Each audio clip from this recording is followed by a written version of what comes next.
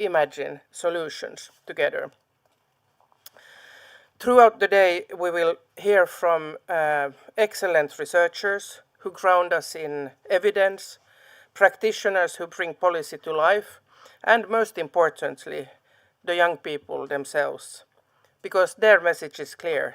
Talk with us, not about us. So let that be the guiding principle for today's discussion. Let us listen, learn, and act together. With this, I would like to warmly welcome you to Hanaholmen and hope for very concrete solutions and ideas going forward for taking next steps together as a Nordic region. Thank you very much.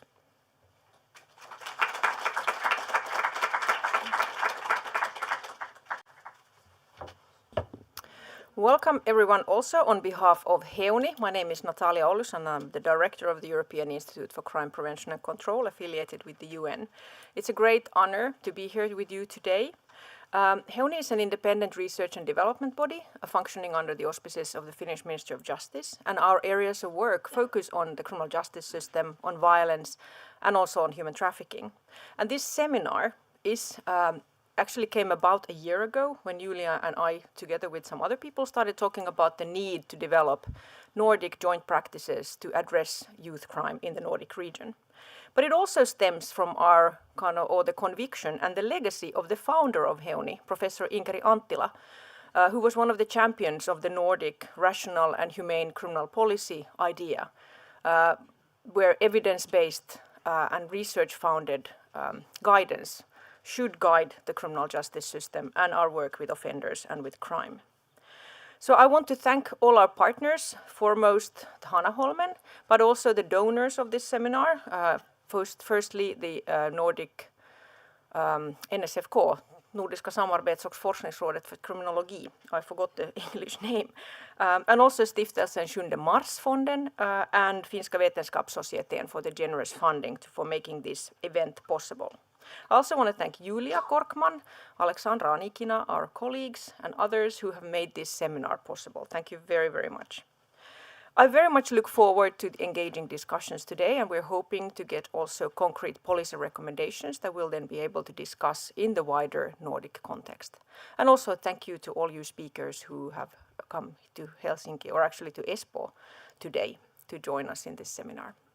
Let's have a very interesting and engaging discussion. Thank you.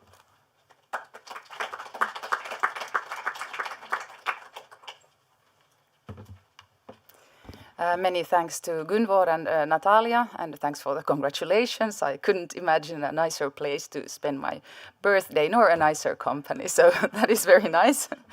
My name is Julia Korkman, and I represent HEUNI, and I'm happy to set the scene for today's discussions by first saying a few words about the group that we are discussing here today, namely adolescents.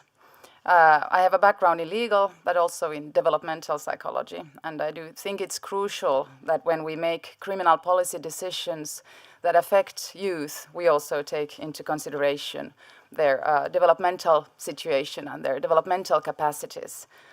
Quite recently, together with my colleagues Virve Toivonen, Taina Laajasalo, and Kirsi Pollari, we did a study where we assessed how legal ages have been defined and how these have been sort of considering the developmental capacities of children and youth. We know that there are several different ages in law, 12, 15, 16, depending on what we're discussing, and our conclusion was that rarely have there been discussions on the developmental stages of children. These decisions seem to stem for history, examples of other countries, and other things. So I think there is really a call for also taking into consideration developmental psychology, and there is important research important information to get from there, and some of it I know some of our speakers today will be talking about as well. But just with a few words, adolescence is a time of profound change. It's the time when the identities is developing quite a lot, and key developmental tasks include letting go of, for example, family as the main reference and gearing towards peers and friends, both offline and online. And risk-taking is actually quite a natural part of youth development. And I know many police officers who work with youth are quite aware of this, that the large majority of the youth who come into trouble with the law, who do some transgressions, do it on a once-off basis, and there is perhaps not a need to be very concerned about them.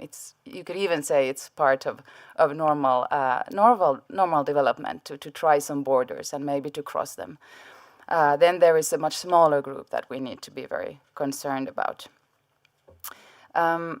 We also know that decision-making in youth tends to be less well thought through when adolescents act in a group of peers compared to when they make decisions on their own. There is research for this as well.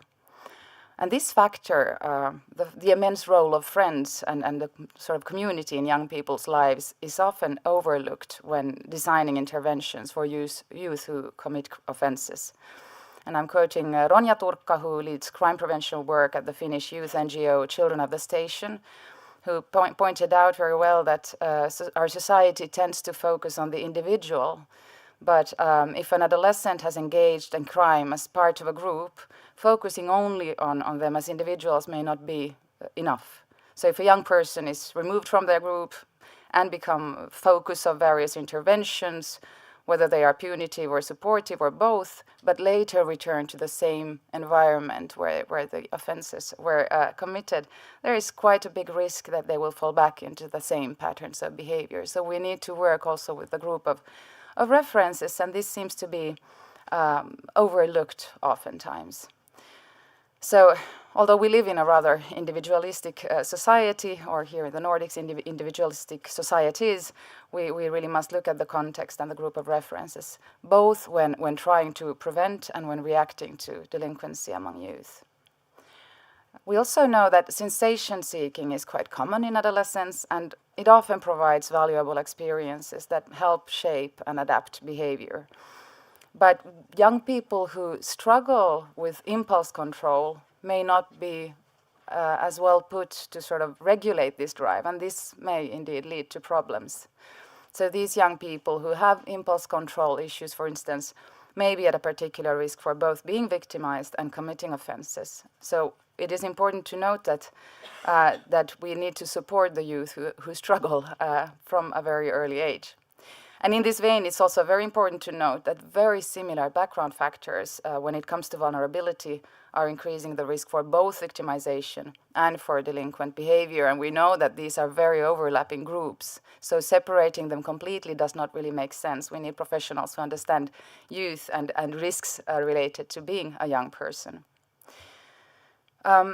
Children who face adverse childhood experiences such as neglect, violence, parental substance abuse, parental mental health problems, etc., early in life, are known to be at much higher risk of becoming victims, offenders, or both.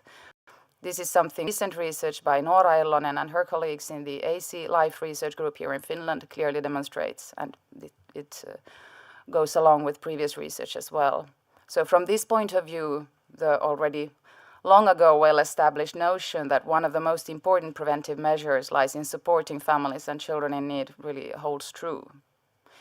However, when early support is no longer the answer when a teenager is actively already involved in criminal behavior. What is true, however, is that adolescence is a transformative period where every interaction is important and can shape the future of that young person, and also their experiences of interacting with authorities in society. Currently, there's a vast number of both legal changes going on in the Nordics, and also grassroots projects of different sizes are carried out with the aim of reducing youth criminality. Unfortunately, many of these are not very well followed up or assessed. So today's seminar is really an attempt to collect some of the really good research we have in our region, as well as initiative in practice that have turned out to have good results or also unwanted consequences. So learning from both what to do and what not to do. It may be also added that studying prevention is not straightforward. It's not simple because prevention is about what doesn't happen. It's hard to measure. So yeah, so it's not all that easy a field, but we will hear about some of the research that we indeed can rely on. Prevention can also be very hard to measure when comparing different cultural contexts, because context obviously matters. But the Nordic societies, our Nordic countries, do share many features and in many ways have similar societies and also currently face similar concerns, also related to youth culture, for instance. And in all the Nordic countries, societies are striving to find ways to lower the risk of offending and re-offending among youth. And this really makes a lot of sense in view of the fact that we have so much in common. So this seminar brings together researchers, practitioners, policymakers, and also voices of youth and children themselves, which we are very, very happy about. And just for a short run-through of the program today, we will begin with an overview of youth crime trends in the Nordic region, and we'll also hear about recent and ongoing criminal policy changes, particularly in Sweden, and how these impact youth. After this, we'll focus the attention to prevention, looking at how to stop young people from becoming involved in serious crime, how to respond to repeat offenders, and how to design effective crime prevention strategies. And we'll also hear about collaborative approaches and lessons from the Nordic countries, ranging from Sweden to Iceland, and practices in policing and community prevention. After the lunch break, we'll listen to young people themselves through the Youth Forum initiative, Talk With Us, Not About Us, as Gunvor already mentioned, which was held here in Hanaholmen recently.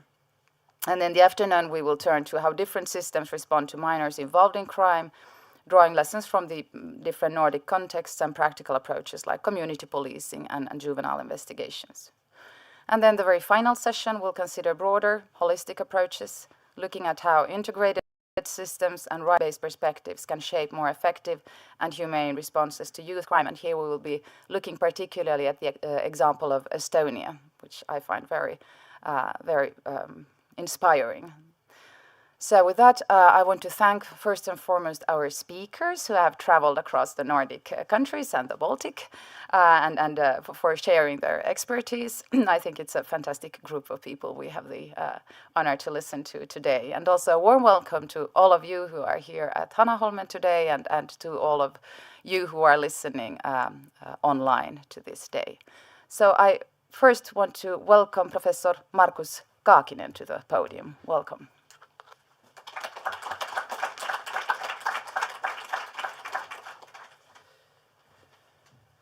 Good morning.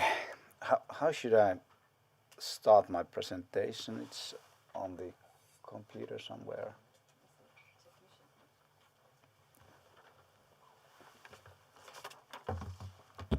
I think you have it. Sorry.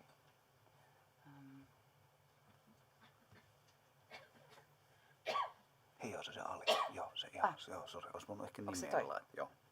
Yes.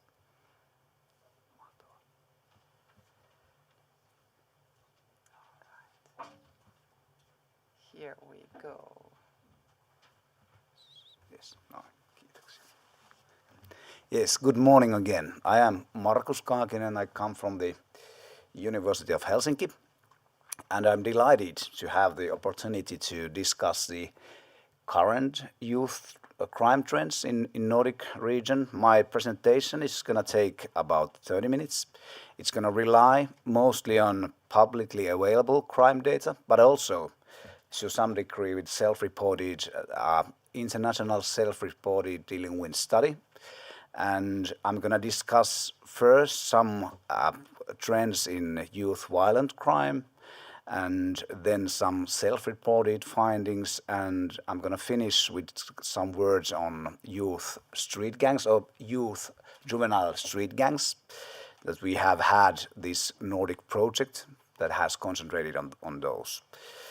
And if you have any questions or comments, I'm happy to answer them on when during the presentation as well.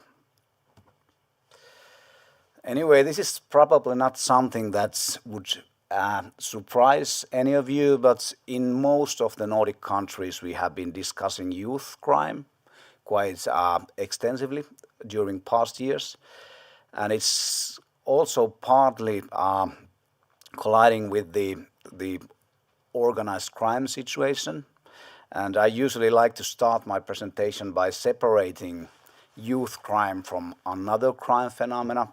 Yet it's distinct, but still it's also connected, obviously, to other crime, like more organized networks. And probably we're going to have a possibility today also to discuss about these connections. But still, youth crime and youth violent crime is different from the violent crime by organized crime networks, for example. This is also something that probably doesn't come as news to you guys. Let's start by having a brief look at the recent violent crime trends among Nordic youth. And I'm going to rely on the data I found from the publicly available statistics. I'm going to mention the sources. This is also something that I'm happy if we have opportunity to discuss more about Nordic crime data, because this is actually something that we could improve. We could have more available comparative crime data from Nordic region. Some examples, for example, we do classify crimes slightly differently. In many countries we do talk about crimes against persons, which involves violent crime, including sex crimes, for example. And in Finland, it's easier to separate other violent crime from sex crimes, for example. And also not having them in one place is also something that requires work, obviously. So maybe in 5 or 10 years we should have we should do more reporting, comparative reporting on the police recorded crime as well. It should be something that is easily findable, not something that you would have to spend a couple of hours to find. So excuse me, the data that I'm going to present next is not exactly comparable. It's going to show quite similar trends actually concerning the violent crimes, but we should remember that it involves different kinds of crime, and in some cases it is adjusted for the youth size of the youth population, but in most cases not. Okay, let's start from Finland, if I may, and we can see. Do we have the laser pointer thing? Can you? Okay, so I'm gonna just verbally explain it to you.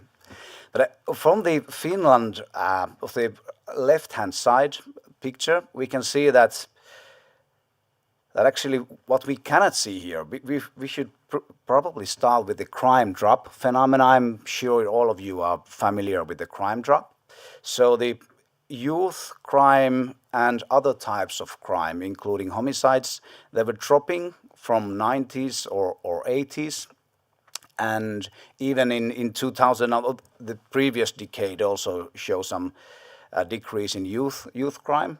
But during the recent past 10 years, we have started seeing increase in police recorded crimes, and this actually concerns all Nordic countries to some degree. And also something that I would like to have opportunity to discuss today is that the increase starts approximately the same time, around 2016.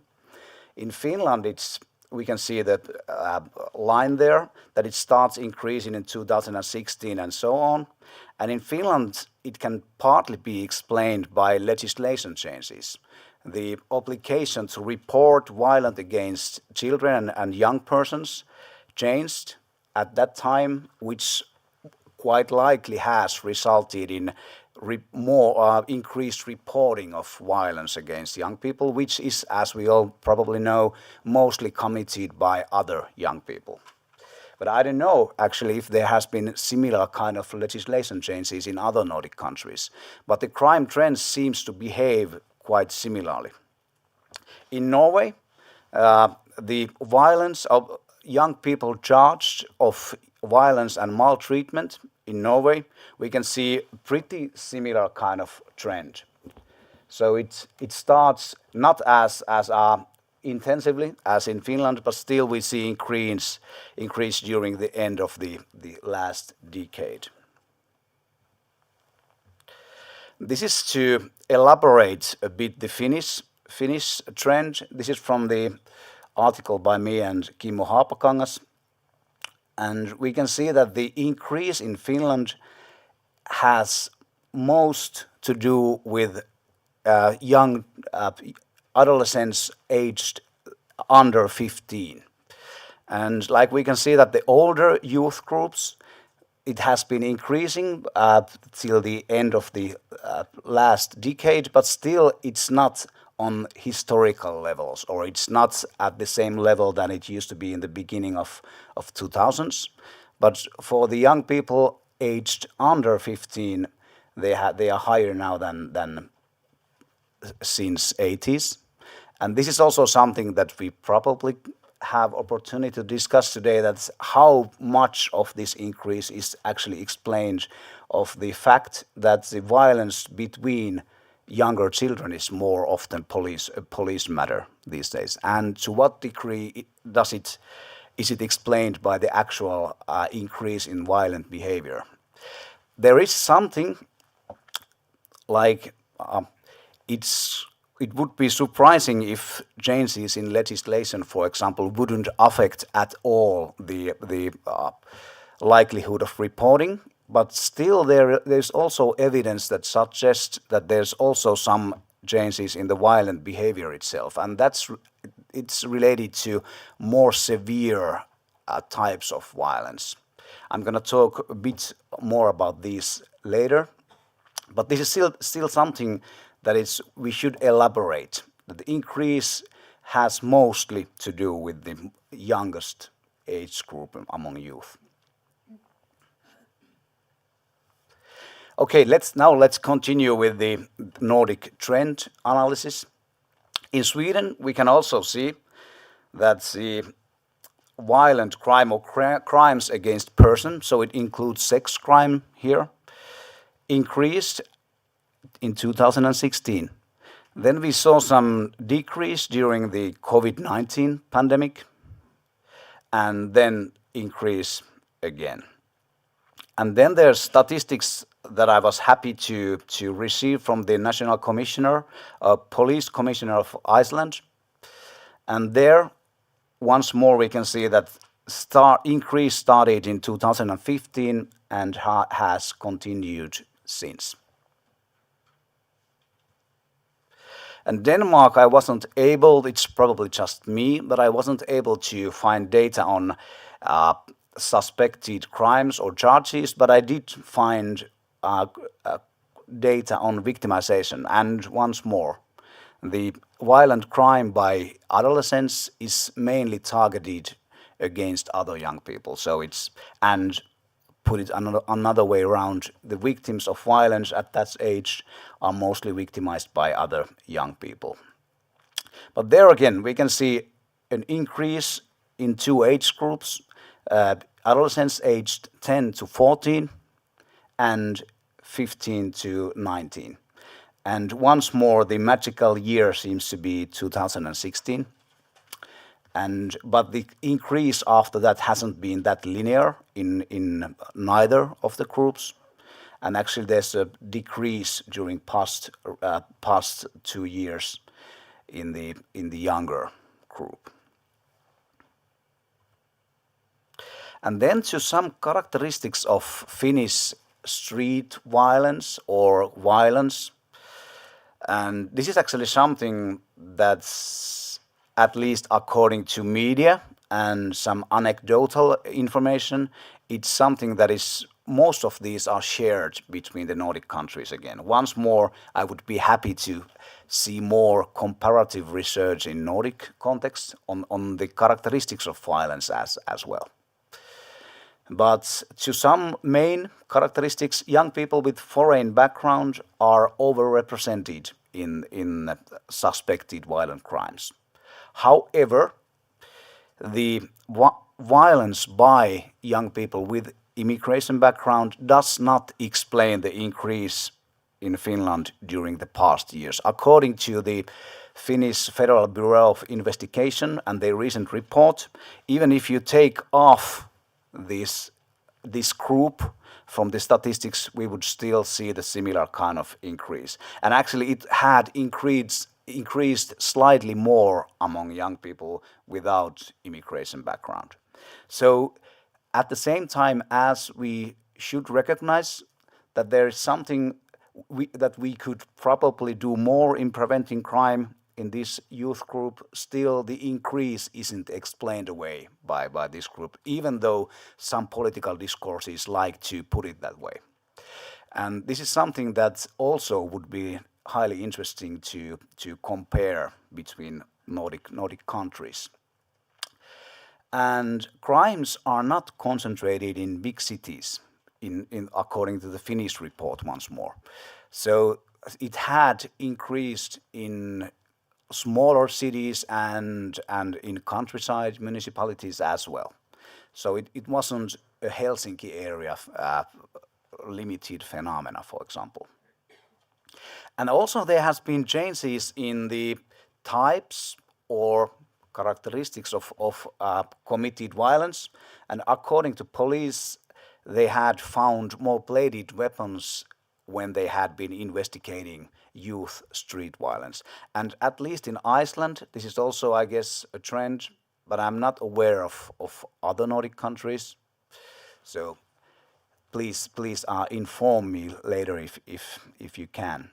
And also, Finnish police has been talking about humiliative violence and videoed violent acts. So this was also something that was mentioned more than it used to be during the past years when police were investigating street violence or violence taking place in public places. And also groups. According to the report by me and Kimmo Haapakangas, we found that especially during the COVID years, the violence was more often than before committed by groups. Yet it decreased after the COVID years.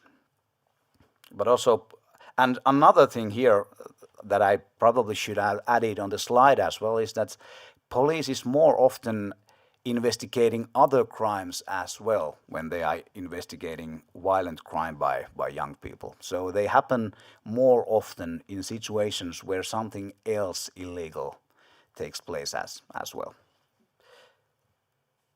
Okay, then, like I told you, the problem of police-recorded crime is comparability. We do have slightly different ways of operationalizing or legislating violence, and even more so in doing our crime statistics.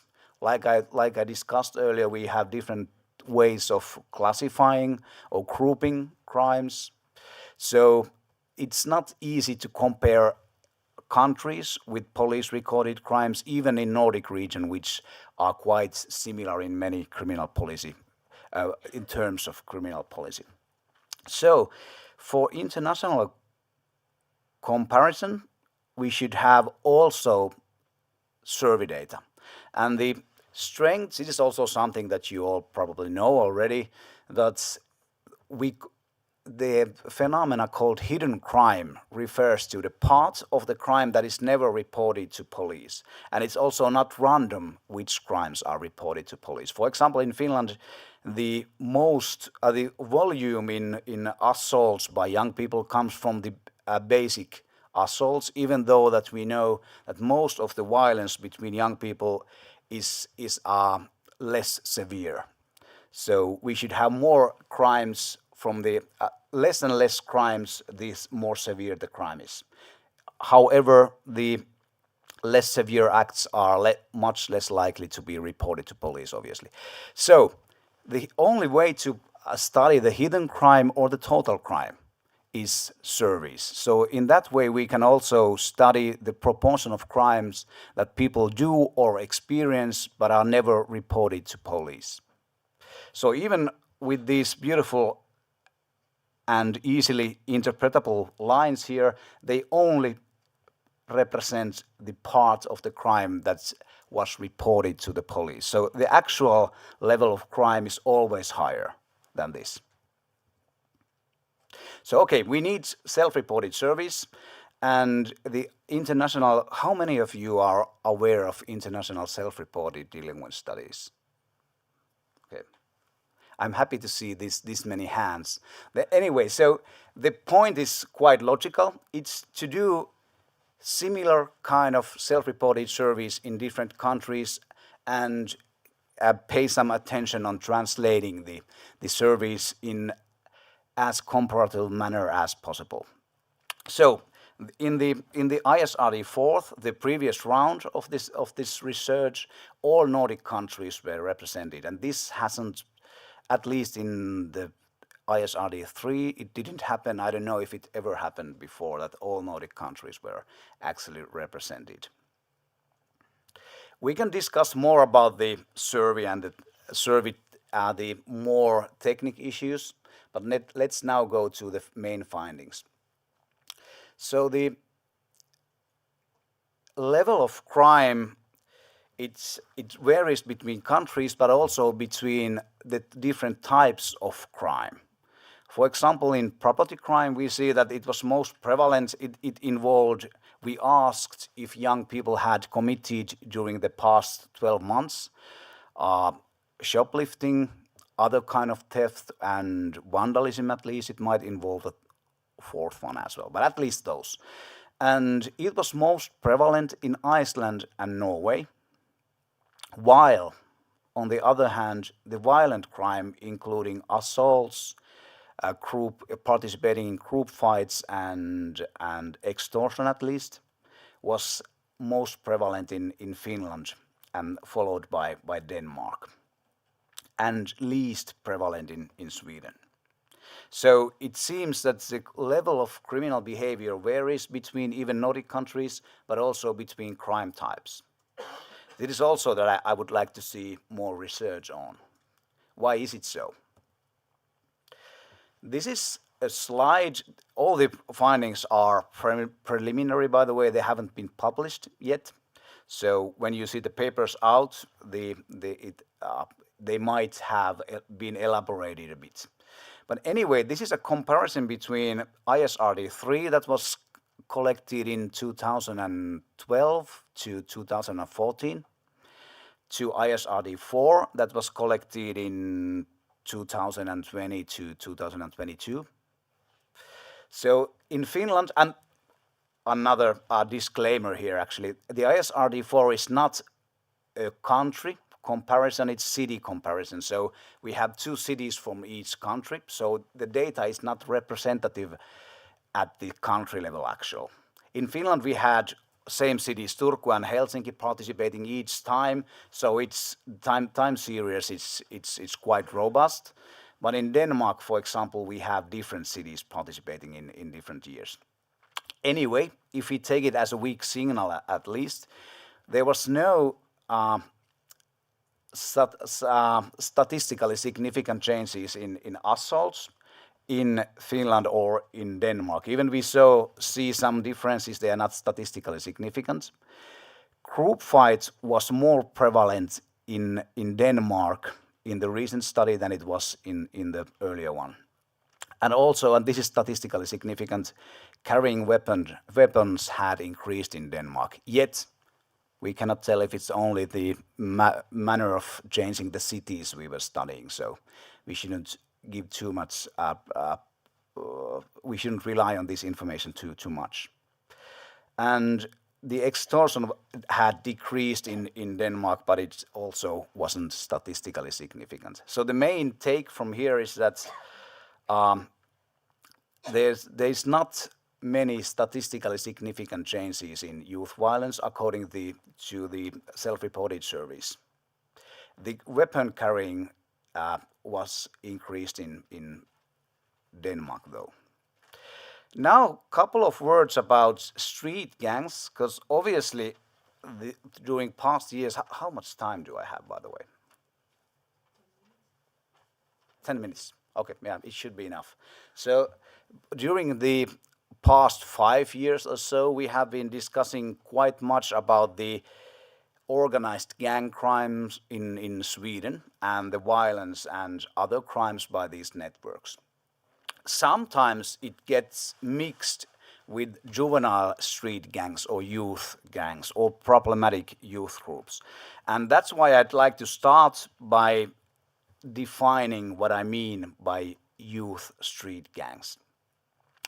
These findings are based on our Nordic project, which included, in addition to myself, Heidi Lommel from Norway, not here today, okay, and then Kim Møller from Denmark, or from the University of Malmö actually, but he was in charge of the Danish data collection. Amir Rostami from Sweden, and Lars Westfeldt from Sweden, and then Margaret Valdimarsdóttir from Iceland. I guess Margaret is also not here today. Okay. So luckily I'm here. So the background of the study was that we need, like I started my today's talk, that we would need as much comparative Nordic research knowledge as possible, and also we needed an up-to-date and comparative information on youth or juvenile gangs, and it was based on the ISRD4. We had Næstved and Randers, cities from Denmark, Helsinki and Turku from Finland, Reykjavik, and other than Reykjavik, it means the surrounding areas of Reykjavik area, and Oslo from Norway, Stockholm and Gävle from Sweden. I'm not going to spend too much time on the definitional issues here, but the problem with street gangs have been that we haven't agreed much on what actually is a street gang. The study on street gangs started from Chicago and other big American cities, and it mainly concentrated on gangs with a long history and many generations, and which were actually quite sizable. But later we have come to acknowledge more and more that there are street gangs around the world and in different kinds of environment. They are just not exactly similar. And the leading definition in comparative street gang research is a Eurogang definition. It actually distinguishes the definers, which means that certain characteristics are shared by all street gangs. And they are all durable, street-oriented youth groups whose involvement in illegal activity is part of the group identity. This is very general, obviously, so it can involve youth groups that hang in a mall and do vandalism. But it can also include groups that consist of young adults also, and which already participates in, to some degree, organized criminal activities. But this is not problem according to Eurogang research framework, because it also has descriptors. So it's important what kinds of street gangs are we talking about and which kind of street gangs are we studying. And today we are studying or concentrating on juvenile street gangs. I will actually describe them more as I go further, but this is highly important. They are very different from the Swedish street gangs, for example, the more organized street gangs that actually shouldn't even be called street gangs anymore. Okay, our preliminary findings that should be out in the European Journal of Criminology quite soon, I hope. But anyway, so all Nordic cities have youth groups that can be defined as youth or juvenile street gangs. And the differences between cities were mainly not significant. Helsinki did differ from the Reykjavik surrounding areas and Oslo, but the other cities, they are approximately the same. But there is one city that stands out, and it's Stockholm. And this is actually also, they did have similar kind of street gang measure in ISRD2 in the beginning of 2000s, and all the other cities, the prevalence is pretty much the same as it used to be 20 years ago or so, but Stockholm is different. It's doubled compared to Turku, for example. And also another interesting observation is that Gävle is in the middle of the other Nordic cities, so it's not a Swedish phenomenon according to these findings, it's Stockholm. And I cannot help wondering that if we had Malmö or Göteborg, if we would find something pretty similar to Stockholm, would be interesting to elaborate. But according to our correlates we studied, the young people who are most likely to be involved in these kind of groups are the ones that have high criminal propensity, though they have pro-crime attitudes and they show different types of illegal behaviors. They also have lower self-control and social control. They have higher peer delinquency and victimization experiences. At the city level, the likelihood of belonging to a street gang was higher in the cities with, on average, or higher aggregated pro-delinquency attitudes and higher aggregated, on average, experienced strain and perceived discrimination. These didn't explain involvement in youth gangs at the individual level. So individuals who had higher perceived discrimination or family strain were not more or less likely to belong to a street gang than average other adolescents. But at the city level, so it might have something to do with the concentrated strain and discrimination experiences. Okay, that's a technical part that I will skip because due to my time limit, I can probably explain you item response theory later. But we also studied that does belonging to a street gang actually communicate or mean, does it indicate severe criminal behavior on average? And I can explain you later the parameters of difficulty and discrimination, but I will just go to findings now. So to summarize our findings on the Nordic project, the prevalence of youth gangs did not significantly differ between Nordic cities that much. All cities have youth groups that commit violence together and that could be defined as group that participating in criminal behavior is part of their identity. They accept and do crimes together, not just that members do crimes, but they do it together. But the Stockholm is different, and we should, actually according to some additional analysis, the groups mainly consist of young people, so they didn't have adult members. Only 1 or 2% of the young people belonged to a group that had members older than 18 years old. So they are adolescents-limited groups mostly. And at the individual level, the gang membership is mostly predicted by the criminal propensity, low exposure to social control, and neighborhood disorganization. But at the city level, the strain seems to predict more the membership.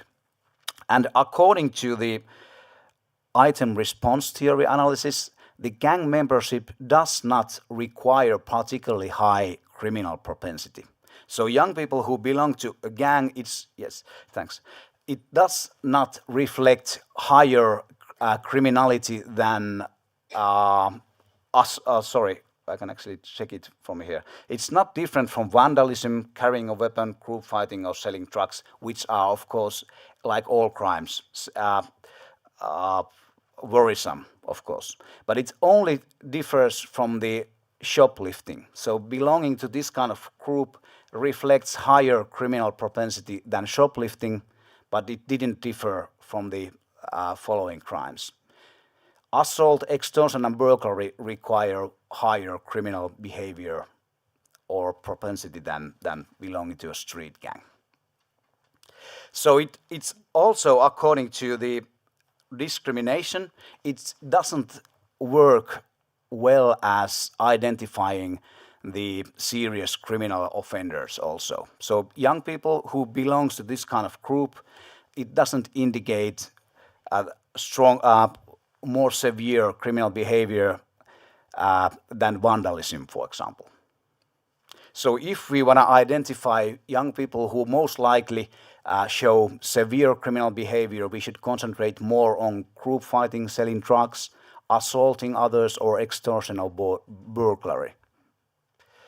So even though the gang obviously has a bad connotation related to it, these adolescent street gangs are different from the organized gangs we mostly talk about. And it could be seen as one way of delinquency, which is not qualitatively that different from some of the most common types of offending. Yet, obviously, we would hope, and we are working hard here today to prevent that as well. So none of them are something that we like to see, obviously. Thank you.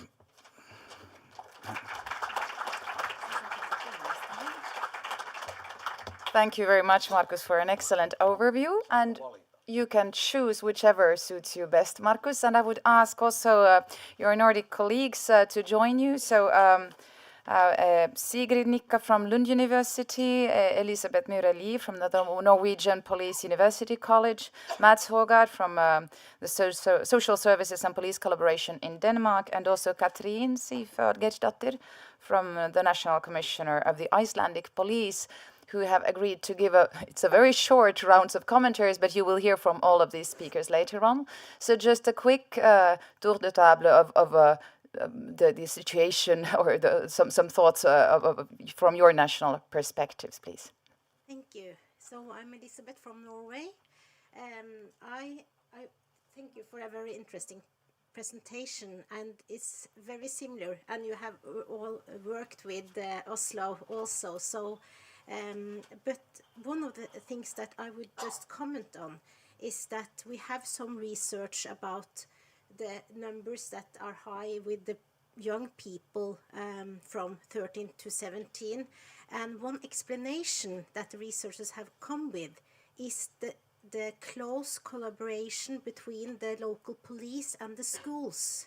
That may explain some of the numbers that have not declined, but opposite. Because, of course, then the police are at the schools, and they will get to the knowledge about much lower crime.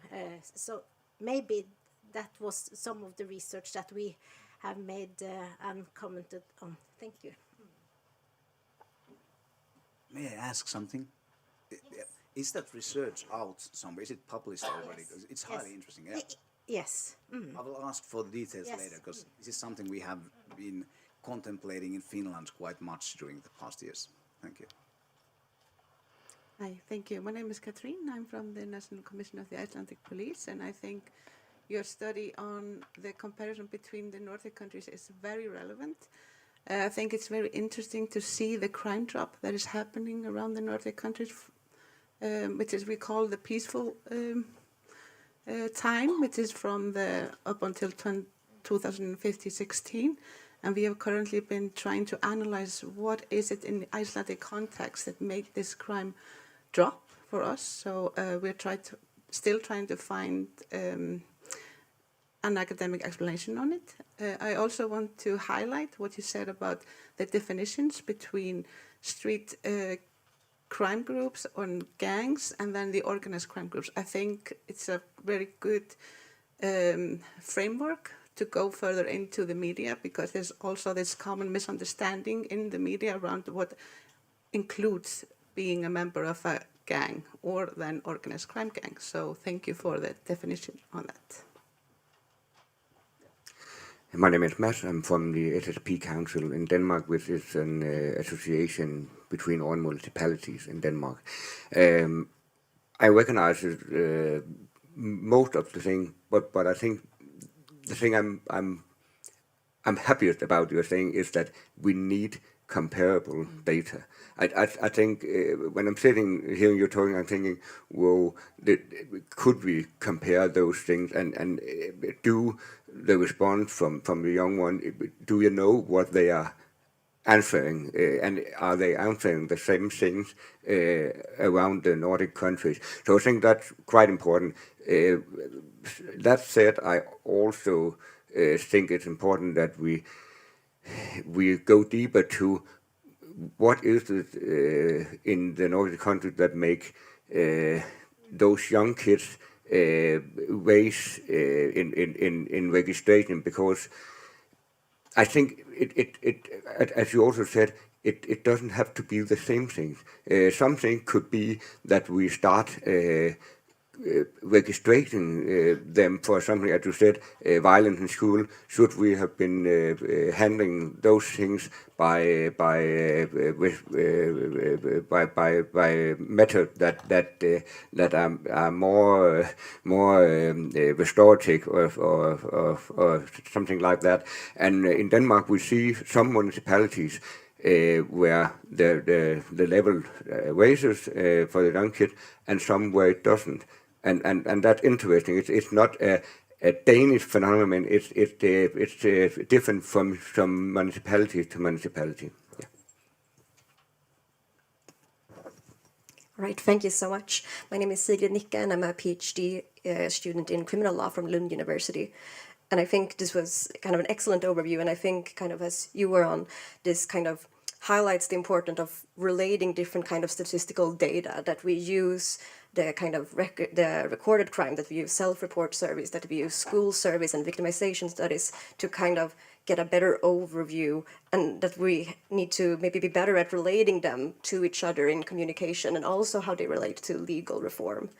And then I think that goes along with kind of one of your key points, which is how we frame the issue, how we delimit or define the issue changes our possibility to interact with it quite drastically. And I think it's very important, this kind of how we understand street gangs or youth crime and youth violent crime, and instead of having it be kind of swallowed into an amorphous kind of blob.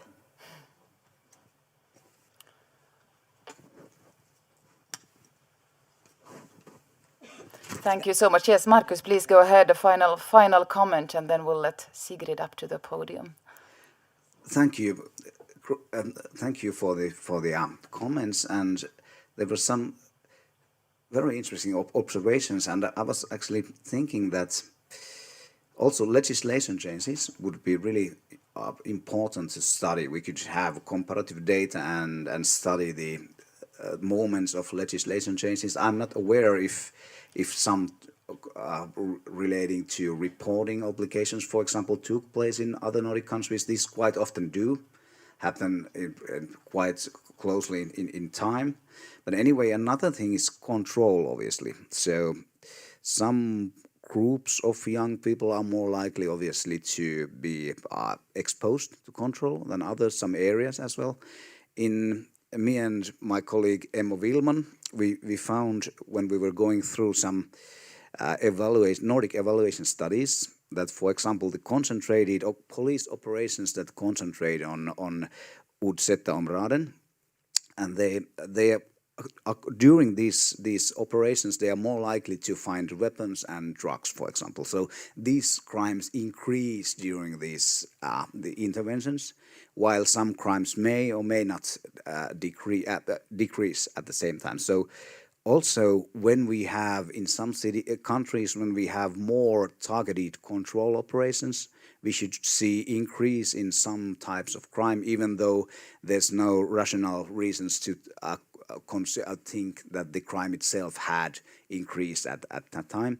So if we had the comparative Nordic data, we could also do this kind of elaborations, and maybe have some answers for the key questions. For example, how much of the increase is explained by the increased likelihood of the violence being reported, like in the Norwegian study, which is highly interesting, but also change in control. Thank you. Thank you so very much. Thank you. I wonder if the microphone would be turned on. Markus was calling for research on legal reforms, and I think it's an appropriate moment to invite Sigrid Nicka to the podium, who is doing precisely that kind of research in the context of Sweden. So thank you to all the other speakers, and welcome to Sigrid. All right, thank you very much. As I said, I'm a PhD student in criminal law, and I'm researching the kind of punitive crime policy and the punitive penal reforms that's been happening in Sweden, especially over the last maybe 10 to 15 years. And today I'm going to focus on the way these target or impact youths. And I think an important point here is that these kind of reforms intensify. So we have youth are affected by the general increase to the level of repression in Sweden. They are also general targets of punitive legislative changes, or they become targets of general reforms. And at the end, and this goes very well to what you were talking about earlier, some youths are also made special targets of contemporary crime policy. And I will try to go through all of this in about 10 minutes, I hope. So the first thing is, what has happened in Swedish crime policy? I think it's kind of well known that Sweden has become increasingly repressive, but exactly how much have been done? Well, if one were to kind of try and map all of these reforms out, it would look something like this. So during the last about 13 years, we've had over 150 legislative proposals that has changed the area of criminalization, and this has also increased penalties. About 40% of all of these change the way the seriousness of crimes are assessed to make sure that they are punished more harshly. And this is not everything, I can assure you, both in the way that there are so many crimes that fall beyond the kind of core criminal law area that we know very little about. And this also does not account for changes in crime prevention, such as secret surveillance. And this has, during the last 10 years, come to have had a great effect on the number of prison months sentenced. We've seen that between 2014 and 2023, we doubled the amount of prison months sentenced per year in the district courts. And we are now on track, as the other overview show, for a prison population, which in Sweden for a long time was about 5,000 people. It is currently 8,000, and it's on track to be 40,000 people by 2034. That is per capita about the same prison population as Russia and Turkey. And yet this is not considered enough. There's currently a new reform that is planned, and it's currently waiting referral responses. This reform is supposed to achieve 16,000 more prison years per year to a cost of 16 billion Swedish crowns per year. This is also not a kind of consequence as much as it is the kind of intended results. In the directions for the investigation, it was outlined that it was supposed to raise the general level of repression more than what has been done previously. And their proposals that were presented in June of this year were mainly aimed at imposing longer and to some extent more prison sentences than is currently the case. So this is the kind of general landscape that youths in Sweden exist in. But youths have also become a general target of punitive reforms. And this is like a very short, from all of this, these are some of the ones that are aimed at youths. And I think the kind of most important ones to mention is that over time, the possibility to account for age when sentencing young perpetrators and also children have been rolled back. So currently, youths are to a much larger extent treated like adults, which also then of course means that we are currently treating adults as children, and we can't anymore kind of create a acknowledge the discrepancy between the possibility to control and abide by the law between young people and adults. And maybe the most radical suggestion here is, which is currently a draft for consultation from the Council on Legislation, is a suggestion to lower the age of criminal responsibility from 15 to 13 for a certain set amount of serious crimes. There was a proposal recently which suggested lowering it to 14. The referral responses to these suggestions were kind of unanimously against it. Still, in September, when Parliament opened this year, the government released a debate article suggesting that it should be lowered to 13 instead. But youths are then also targets of seemingly general punitive reforms. In 2023, we received some new legislation which aimed at targeting these kind of gangs or criminal networks, as they're called in Sweden. And one key proposal was that the transferring of drugs for profit should be considered so serious in and of itself that no matter the amount of narcotics transferred or possessed, the penalty should be amount to a number of months' imprisonment, even for a single sale of a small quantity or possession of a small quantity of drugs for such a purpose. And in the very same investigation, they noted, as we've also talked about earlier these days, that young people are being exploited, and especially exploited in drug trafficking or in the drug trade. Their research showed that young people are under pressure to start or continue committing offenses, especially drug-related offenses. They are not allowed to stop. They are forced, and even if they have entered into this under more voluntary circumstances, relatively speaking, they are not allowed to leave. And these reasons led the government to propose a legislation criminalizing the involvement of youths in crime. But in the very same breath, they also noted that this change to the rules on or the penalty for drug trafficking or drugs or selling or possession of drugs for transfer would especially target these very young people. And then these young people were not anymore considered as exploited by the networks, but rather as representatives of them, acting on behalf of them. And this leads me to the final point, which is that some youths are made specific targets of a kind of Janus-faced penal regime. And this is quite known in the literature on Nordic exceptionalism, that it has always had two faces to it. The same system which could allow for social solidarity can also allow for a welfare nationalism, where foreigners are cast as outsiders and their crimes are made a kind of evidence of their otherness. This Barker has written on this for, as you see, very early. And we can see then that the construction of criminal networks, their members, and the seriousness of their crimes can be used as a sort of way to classify, contain, or expel certain groups as unwanted or undeserving. In the background, you see a crime policy summary, which is called Imprison and Deport. And as the concept criminal network is not legally defined in Sweden, it has in practice come to mean, and also the crime policy measures against them, target people in urban environments, especially people in so-called vulnerable areas, utsatta områden. And as Nafstad and Parsa showed in their analysis, this definition is effectively racialized.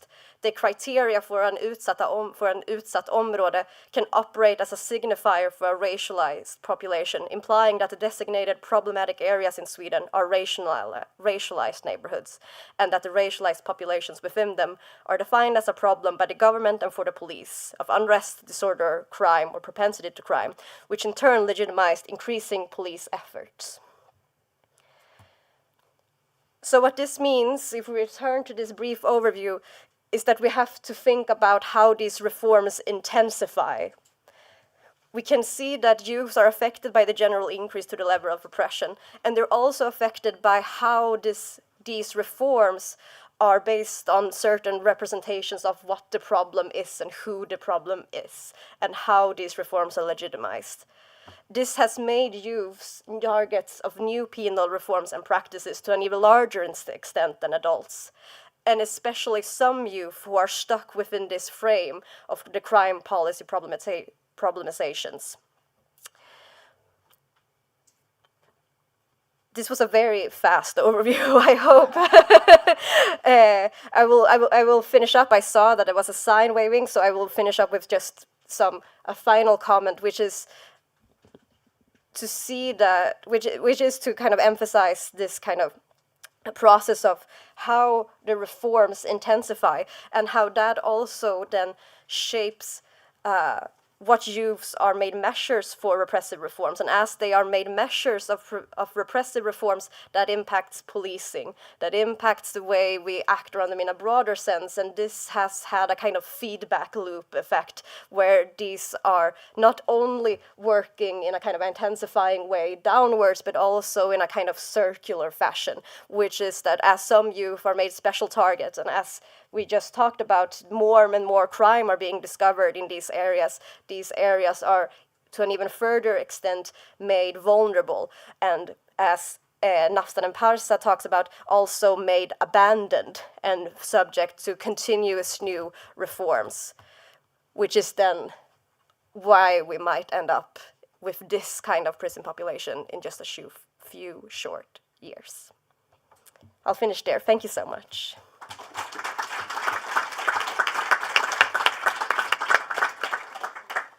Thank you so much, Sigrid, for an excellent talk. And I'm pretty sure we all need a cup of coffee now. So we'll have a coffee break for 15 minutes and then we'll continue. Thank you.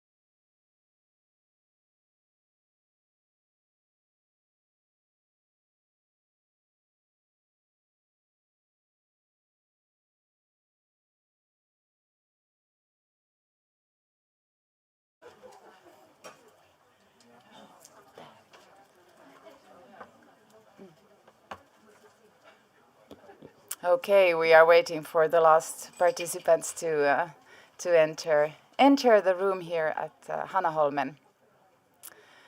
And a few more seconds.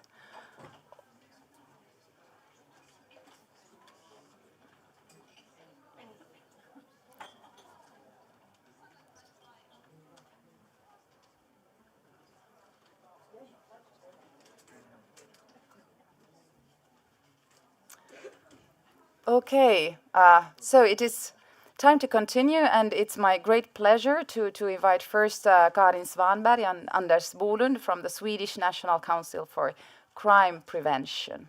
Very welcome. Thank you very much. I'm going to start for like 15 minutes, and then I'm going to bring up Anders to have a conversation with me here. Okay. This is a short time to grasp a big issue, but I'm going to try. I'm the head of a unit at the National Council for Crime Prevention that works with development of crime prevention. And the National Council that I'm going to call BRÅ from now on is under the auspices of the Ministry for Justice. So we're an authority in Sweden. And we're exploring, all of us, during this day, youth crime in the Nordics. And I want to focus on, as you might understand, two pressing issues: the recruitment of minors into criminal gangs and groups, and the serious offenses committed by children, especially under 15. We have some reports made by BRÅ on these topics that I'm going to draw upon some of the results and how those results might affect how we look upon prevention and evolve and develop prevention upon those results. But first, I want to stop and make us think about something very important. There is actually reason to be cautiously optimistic. In 2024, young people aged 15 to 20 accounted for 17% of all individual suspects of crime in Sweden, while the number of suspected individuals per 100,000 inhabitants in all rose for most age groups. It actually declined slightly among young people aged 15 to 17 and aged 18 to 20. So we have to keep that in mind, that on a whole, this is not a super big problem. When you look at youth criminality as a whole, you don't even see something going up. It's important to keep in mind. At the same time, last year, Sweden recorded 92 cases of lethal violence. That is very severe, of course, but it's the lowest number in a decade. Fatal shootings and stabbings both declined, and fewer children under 18 lost their lives to this violence. That is, of course, still not numbers that we want to have, and we have to look at the development here. We don't know if it's going to be a steady decrease or not. These numbers fluctuate a lot over the years. Okay, that was the beginning. I want you to keep that in mind. One of the most persistent patterns in all this is the role of the organized criminal networks. And over the past 20 years, violence in these networks has steadily grown. Today, about 1/3 of all homicides in Sweden occur within these milieus. That was not the case before. Young people, mostly boys, are caught in these networks as both victims and perpetrators, and sometimes cynically used in this criminality. Recruitment into these networks often begins at a young age. Children aged 12 to 15 are targeted, while older adolescents, usually 15 to 20, so it's also children, often act as recruiters. Much of this recruitment is driven by the demand for labor in drug trafficking and delivery. And this picture actually resonates back to all of the presentations earlier today. Minors are not just doing small tasks, but that's what they usually do. But they can be involved directly in serious crime, including shootings, extortion, and armed robberies.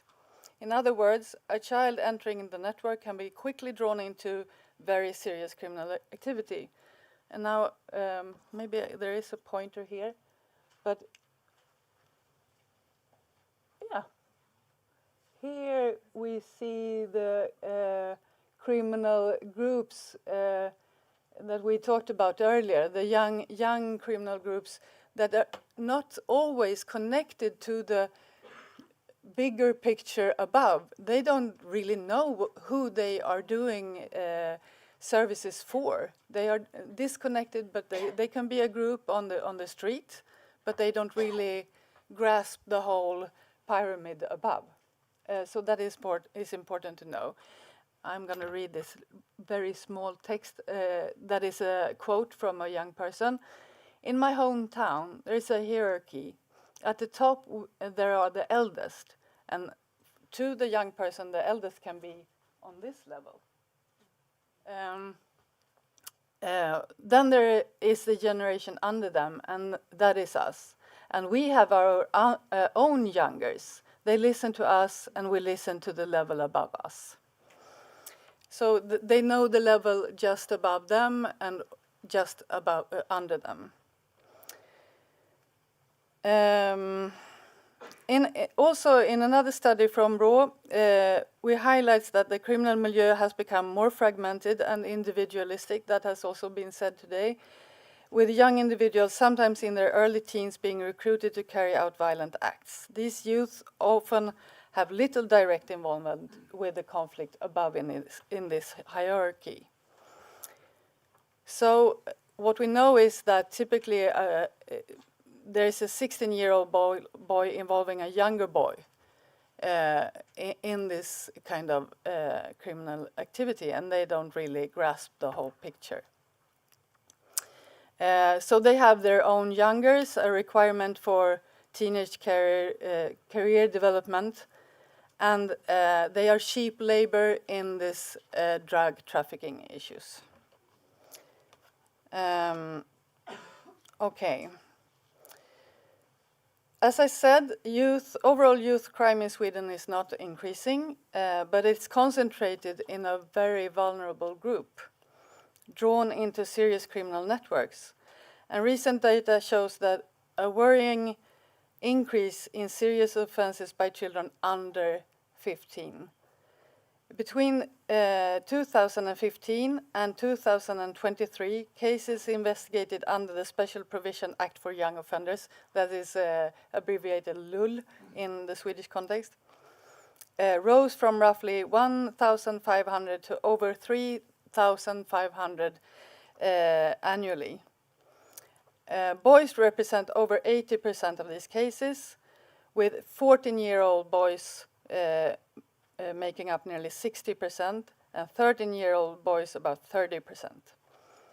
And these patterns in age and gender are very important to acknowledge in our crime prevention efforts.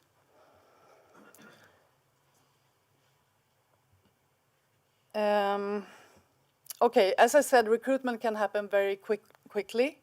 It can take just a day. That is also a thing that we have to consider when we make our measures. Digital platforms make this even easier for criminal networks. Social media and encrypted messaging are increasingly used to target and exploit vulnerable youth. That makes the detection and the risk assessment very hard to make in an early stage. And that makes set challenges to our preventive actions. So, identifying risk early is difficult when it comes to these circumstances. Many of these children have prior contact with the social services, though, so that is an option. We can start to detect them there. Yet intervention often fails to address their complex needs at an early stage. So it's a challenge for everyone involved, social workers, schools, law enforcement, to find ways to reach the right child at the right time with the right support. And again, I am talking about these extreme cases now, not overall youth criminality. Police intelligence could help to do this, but police intelligence is, sometimes there's a lot of it. You can't find what you need there. And sometimes it's just randomly shared between the agencies.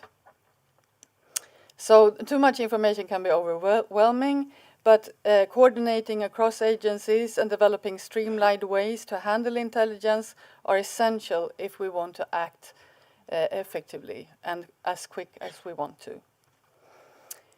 And another research finding is that when we have this hierarchy and something happens in the upper end in the hierarchy, that develops options for us as windows of opportunities, because someone always wants to take that place, right? And they are taken from the level below. So it always happens something when someone is maybe imprisoned or shot or leave the criminal network. A new place wants to be found, and then we want to take at least the lower level, see to that they don't take the place that is left. You see what I mean? That makes us an option to see an opportunity to say, no, you're not going up there, you're going out. And that needs the police intelligence to be knowing what's happening in this case. So, when we have that kid, when we want to offer support, it only works if the child understands it and wants it and wants to engage. And this means using communication strategies that resonates with the kids. And that's not an easy task. We want to make them feel heard, respected, and understood. And I think if we have in mind the prior speaker, what's said on one hand, we have to really work on this to be get the respect, get the trust. So this development that I'm talking about, it shows that traditional prevention approaches that are relying on gradual, long-term interventions are no longer sufficient.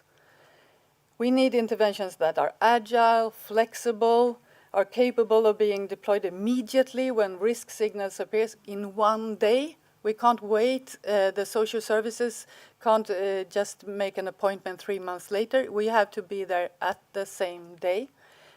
This is a challenge. I'm not just saying it's an easy thing to do. This is a challenge. So, in Sweden, we have very clear guidance on evidence-based methods, and they are even actually in use a lot. But this is a whole other lecture, actually, about how there is hardship to managing all those programs that exist. They have acronyms, you know them. But the real challenge is not the lack of intervention or the lack of knowledge of the interventions. it's about timing and identifying these young individuals that are often highly resistant to getting the help,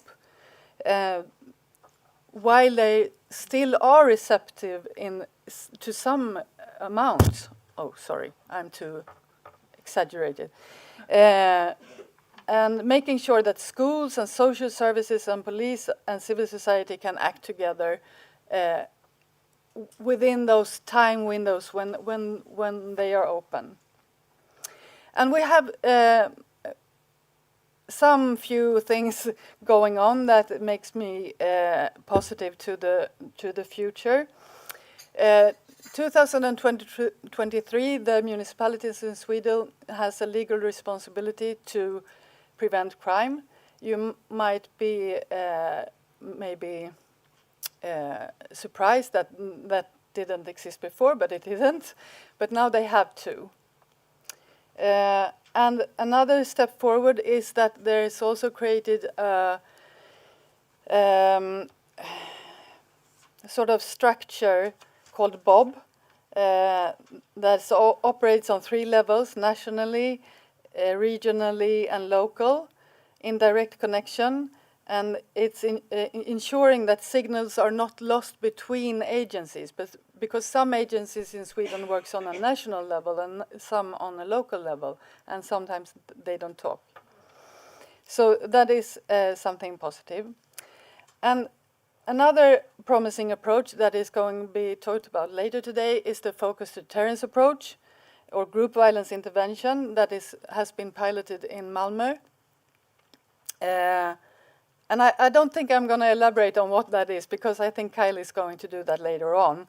But the model combines swift and certain law enforcement consequences and direct communication with violent groups. And I think the recruitment to violent groups can be added to the message to those groups that if you continue, you're going to get a hard time.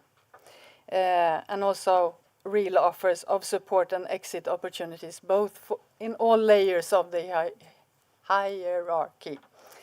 So, and these examples that I've given you now on what's going on illustrate that prevention must adapt to the realities of the crime. You always have to look how the criminality looks when you design what you're going to do. And that might also sound like a truism, but you have to remember that. You have to look how crime looks and what the challenges are, even in preventive measures, to be successful. So, tackling these issues requires multiple approaches, adapting to the changes in criminality, better early assessment and risk assessment with police intelligence involved, smarter management of intelligence, and strategic use of time windows when we see that this kid can be taken out of the context. And ensuring that support is understandable, motivating, and responsive to each young person. And right about that, I'm going to talk now to Anders, who has extensive experience of that. So we're going to take a seat here and talk together. Be seated. I say welcome to my colleague. Feels strange. So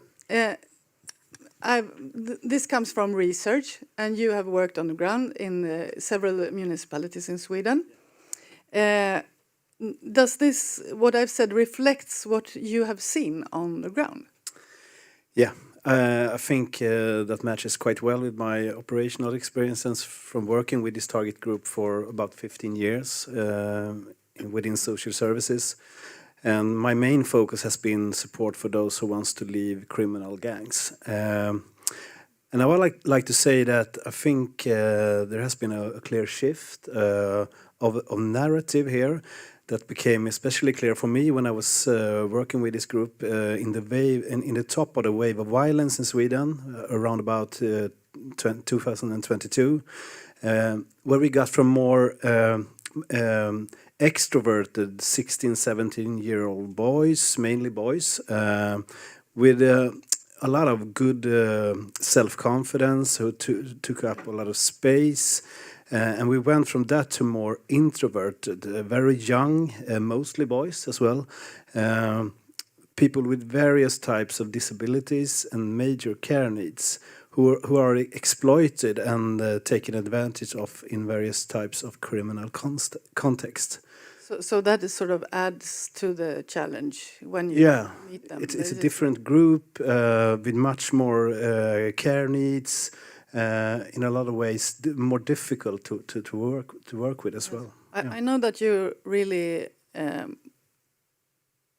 care for these young people, and ensuring that young people understand and engage with support is, as I said, key. What strategies help make interventions more understandable and motivating and sort of effective for these minors?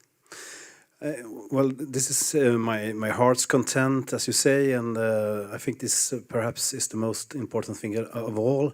But because we can't make, if we can't make our interventions understandable, manageable, and meaningful, it doesn't matter how much evidence they have or who carries them out.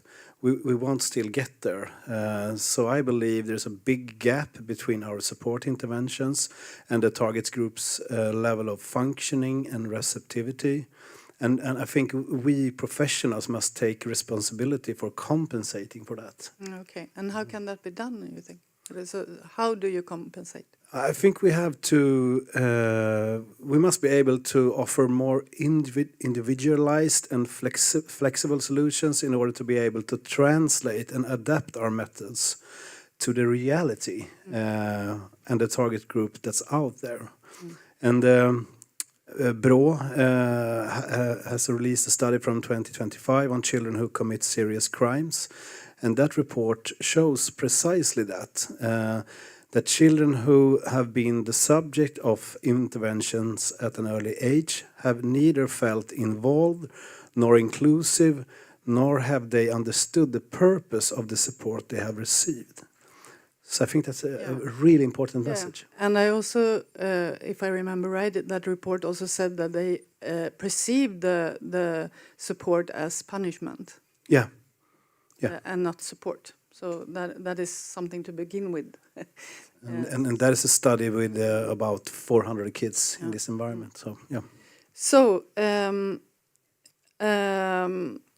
risk assessment. How much time do we have?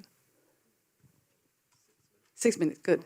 Okay. Risk assessment, as I said, is difficult because it might come like a flash from the blue. But how can we identify these young people that are truly vulnerable? We in the report from BRÅ, for example, they highlight that a lot of unsupervised time outdoors.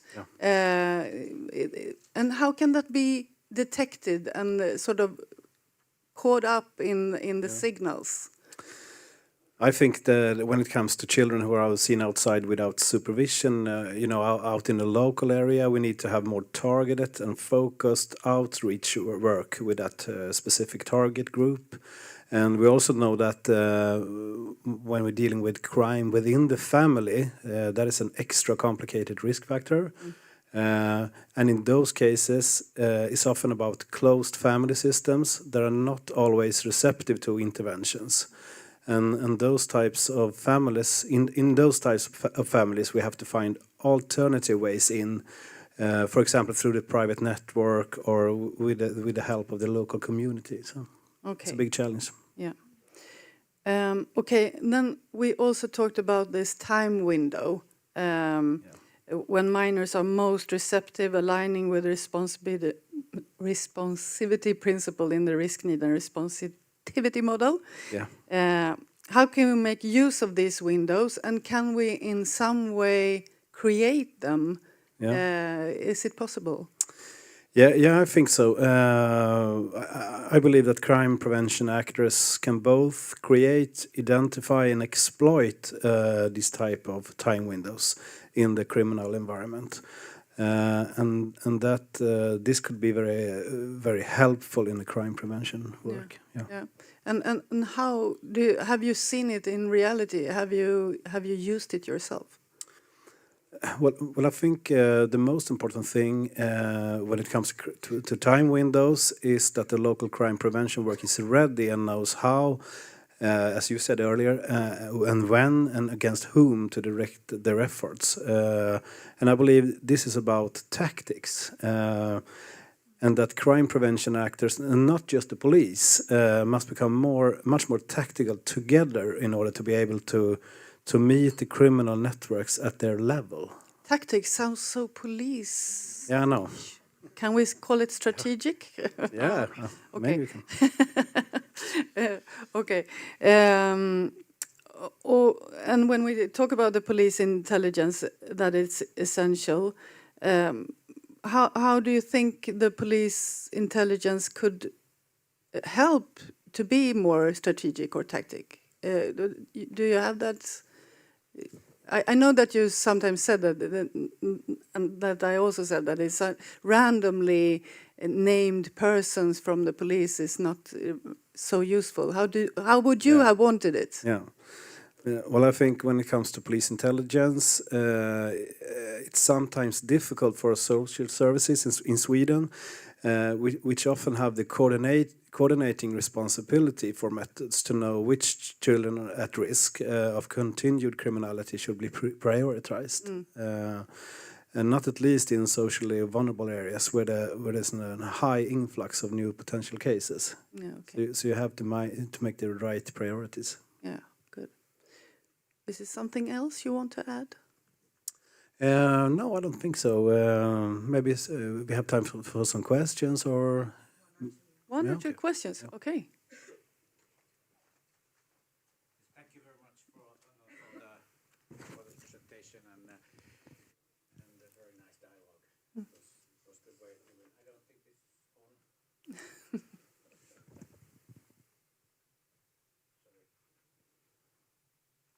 Take that one, another one. We can share here, and you take it, Anders. Okay, thank you. Yes, thank you very much for the Karin's presentation and your discussion. My name is Arne Kinnunen and I come from the Ministry of Justice in Finland. I think you gave us a really nice kind of a keywords, responsibility and windows of time and windows of responsibility. And when it's not only the service, but when and where you offer the services is good. But you didn't say anything about the ethical issues. I think, to my understanding, it's important to understand the culture where young people are living it. And in the modern Nordic way of living, the cultures are really varied. There's not just one culture. So do you pay attention to that? Do you somehow try to read the culture of the youngsters when you offer the services? Would you like to reflect that? Perhaps that adds to the how you meet the persons. Do you want to?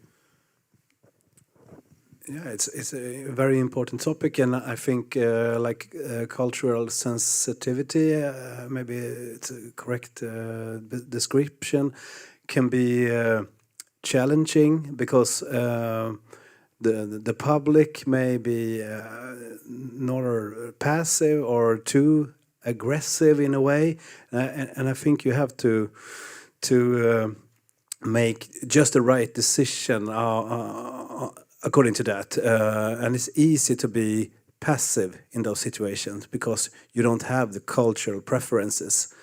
So I think it's a big challenge for many social workers in Sweden, and I think it's an area that needs development to order to reach out to the specific groups. Yeah. Credible messengers, maybe.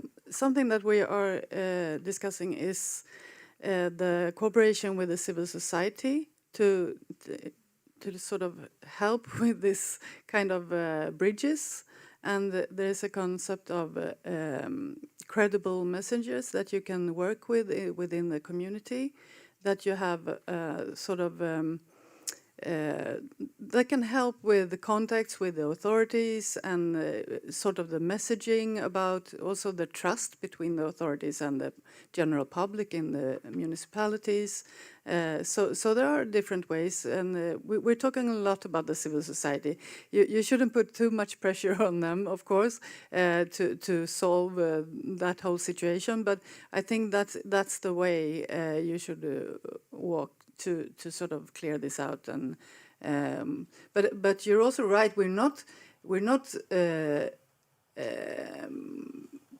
talking so much about this, and I don't think it's to flee from the subject. I think it's because we see the problem as something else than the culture. We don't. There's some. It's not the reason, so that's why.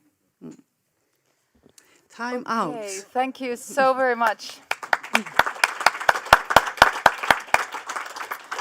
And now I am very happy to give the floor to Jane Beckman-Dahl, who's the police inspector, head of unit of the Joint Unit for Crime Prevention, and from Norway.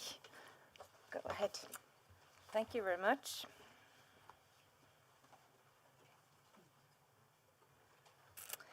First, some words about Norway and Oslo. Our police district has a population of around 960,000, and the crime rates is, or if we can tell it, Norway is recognized as being generally very safe with a low levels of crime. It's a high focus on prevention, which is reflected both in legislation and official strategic documents. But there has been a concern of growing crime in recent years, with a particular focus on juvenile crime and increasing concerns concerning those below the age of criminal responsibility, 15 years in Norway. And based on this growing concern, a previous knowledge that most of youth crime is connected to a small number of repeat offenders, the chief of police in Oslo ordered a report describing repeat juvenile offenders, including how they were dealt with by the police.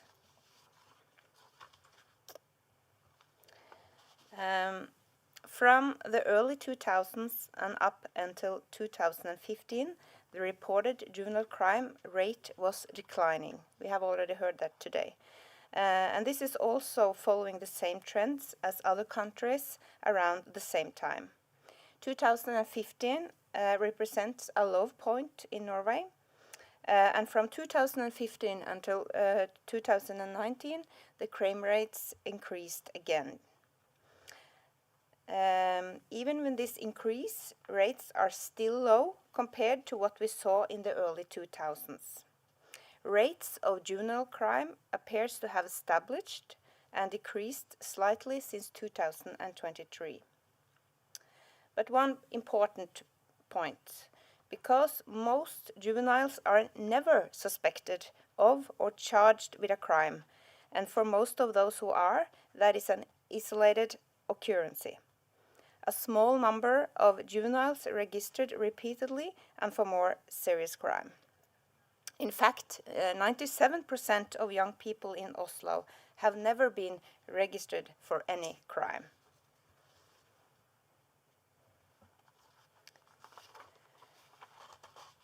Based on the observation that much of juvenile crime, and particularly the more serious offences, are committed by a small group of repeat offenders, the chief of police ordered a working group to be established, examining this group. The working group consisted of members with a background in investigation, specialized in juvenile crime and family violence, sexual violence, as well as members from the prosecution and crime prevention. The group did an in-depth analysis of 55 individuals who were registered with 10 or more offences in 2023, before the age of 18. The analysis included all information available to the working group through police systems. So it did not include records from other public services unless such information was available to the police, for instance as a part of an investigation.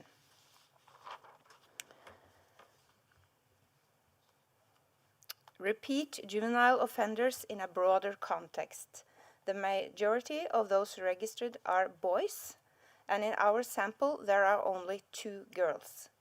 Many have an immigrant background and often with an experience from war or other traumatic experience.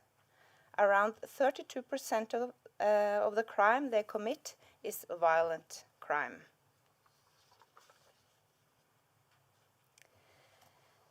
The overlap between juvenile crime and experience as a victim of crime is well known from both research and professional experience. 41 out of the 55 juveniles in our example are registered as the victim of at least one criminal offense. 39 of them are registered as the victim of a violent offense. The average age of the first time registration as a victim was 10 years of age. 2 were under the age of 1 the first time they were registered.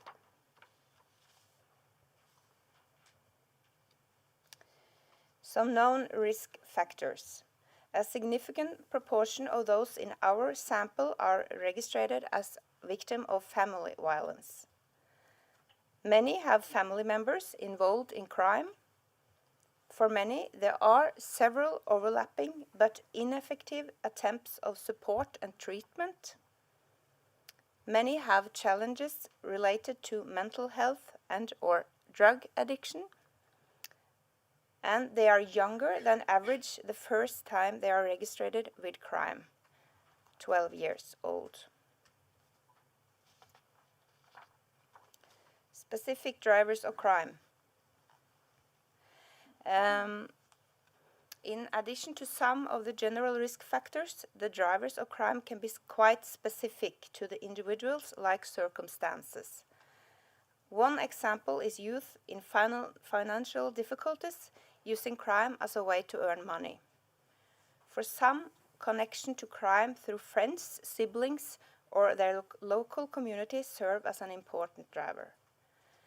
There are also examples of crimes being linked primarily to opposition to the police, child supportive services, or similar.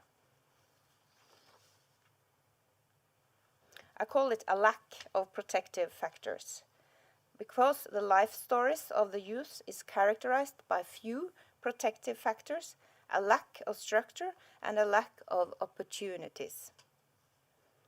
A secure adult often appears as the strongest protective factor. For example, a teacher, a social worker, or similar.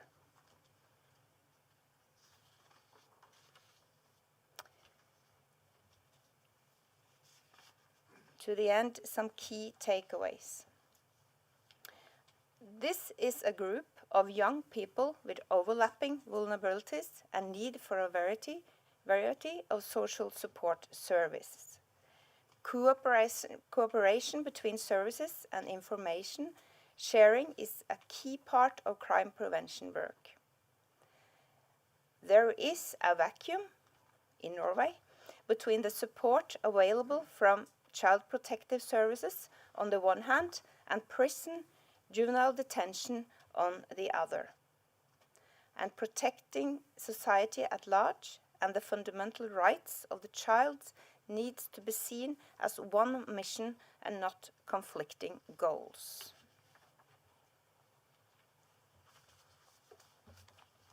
That was it.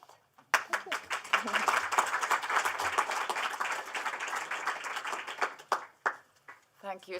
Thank you, Jane, for an excellent talk. And I have the pleasure now to invite Mats again back on stage. Will you Yes.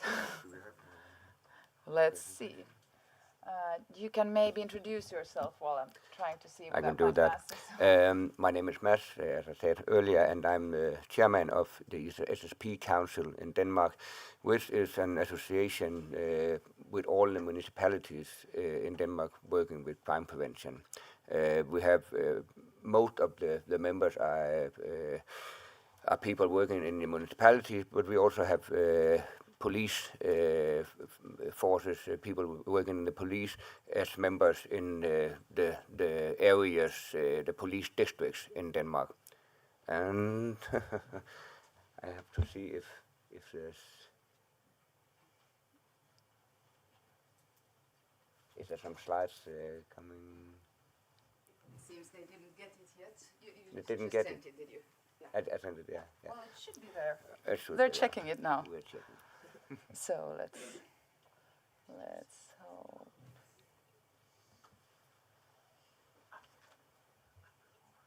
What's the name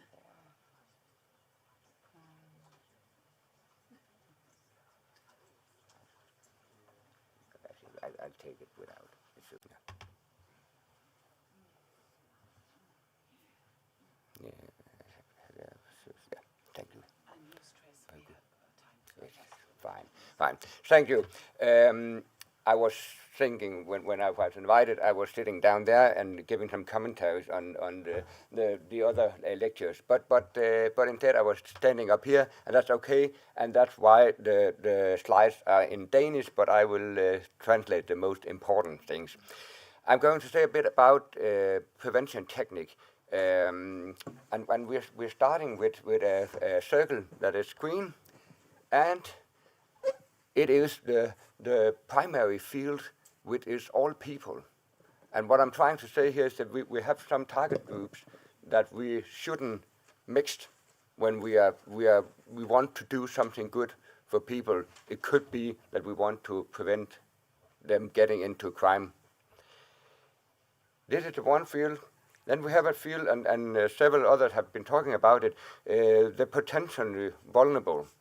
The people who haven't committed crime, but they are in a position where they are vulnerable. They have some needs in their lives, but they haven't done anything that is related to crime yet. This is a very important area because, anyway, in Denmark, and I think also other places, we see that we sometimes make efforts that is useful for people who have committed crime, who are in qualified risk, but we sometimes think this is a good effort. We will do it on everyone, and that can make plenty of counterproductive efforts, and it could be the way to pushing people into crime because they are understood as criminal and they are feeling as criminal. This is the secondary field. The secondary field is the place where we say that is those are the people, those are the young people who have been committing crime or who have been planning crime, and they are potentially vulnerable. Those people are pressed by their existence in the world, and also they have been doing some kind of crime. If we go back to the green field, then you could be a young one who have been you have been in a supermarket. You have been taking a little bag of candy, and that was it. That person isn't necessarily potentially vulnerable, and therefore that person should be handled with result-oriented efforts. And that's the main thing in this prevention technique is that you don't mix result-oriented effort with problem-oriented efforts to people who are not in qualified risk of committing crime. So the one who have taken a bag of candy should, of course, have a talk about that thing, and then we should normally say, that's it. you are not in qualified risk. You are not going to do anymore. We are not going to handle you as if you were a very, very problematic criminal young person. Maybe you think that this is obvious. It's really obvious. But anyway, around Nordic countries, I hear about that we are doing it. We are thinking this is good effort. We'll give it to everyone, and that's a problem. And then we have the last group, the tertiary field, where we have people who we could say have lifestyle problems with crime. Is people who have criminogenic cognition. They are thinking like a criminal. It could be gang members. It could be young people who have been, as we heard before, been having a really, really bad life until they commit crime, until they get into a gang, and they suddenly start thinking like a criminal. And that takes more. That could be, there will be a need of treatment efforts, and you could use problem and result-oriented effort. As it says here, when you're in the green field, you're only using the efforts that are result-oriented. If you're in the orange field, the field where you are in qualified risk, you could use problem-oriented effort, but you could also use the result-oriented effort. And that was what Arnold was talking about earlier. It's quite important to find the way to connect with the people in this situation. And when you connect, it could be that you want to guide them, but it could also be that you want to show them that you are more than your behavior. You are more than the behavior you want to avoid, the behavior you want to stop. We won't take that one. It would take too long. Some of the problem that we see in Denmark is that good efforts that we really think this is working for one group isn't necessarily working for another group, and that's why before we are starting preventing crime, we should always say, in this case, which kind of person are we dealing with? What is the needs of this person? And to be in qualified risk, you have to be potentially vulnerable. You have some problem in your life. I often said that we hear sometimes a kindergarten teacher saying, "Oh, I could see that boy would end up in crime. I knew that when I had him in the kindergarten." And I would say that's bullshit. You couldn't see anything. You could see a vulnerable kid who had a lot of needs.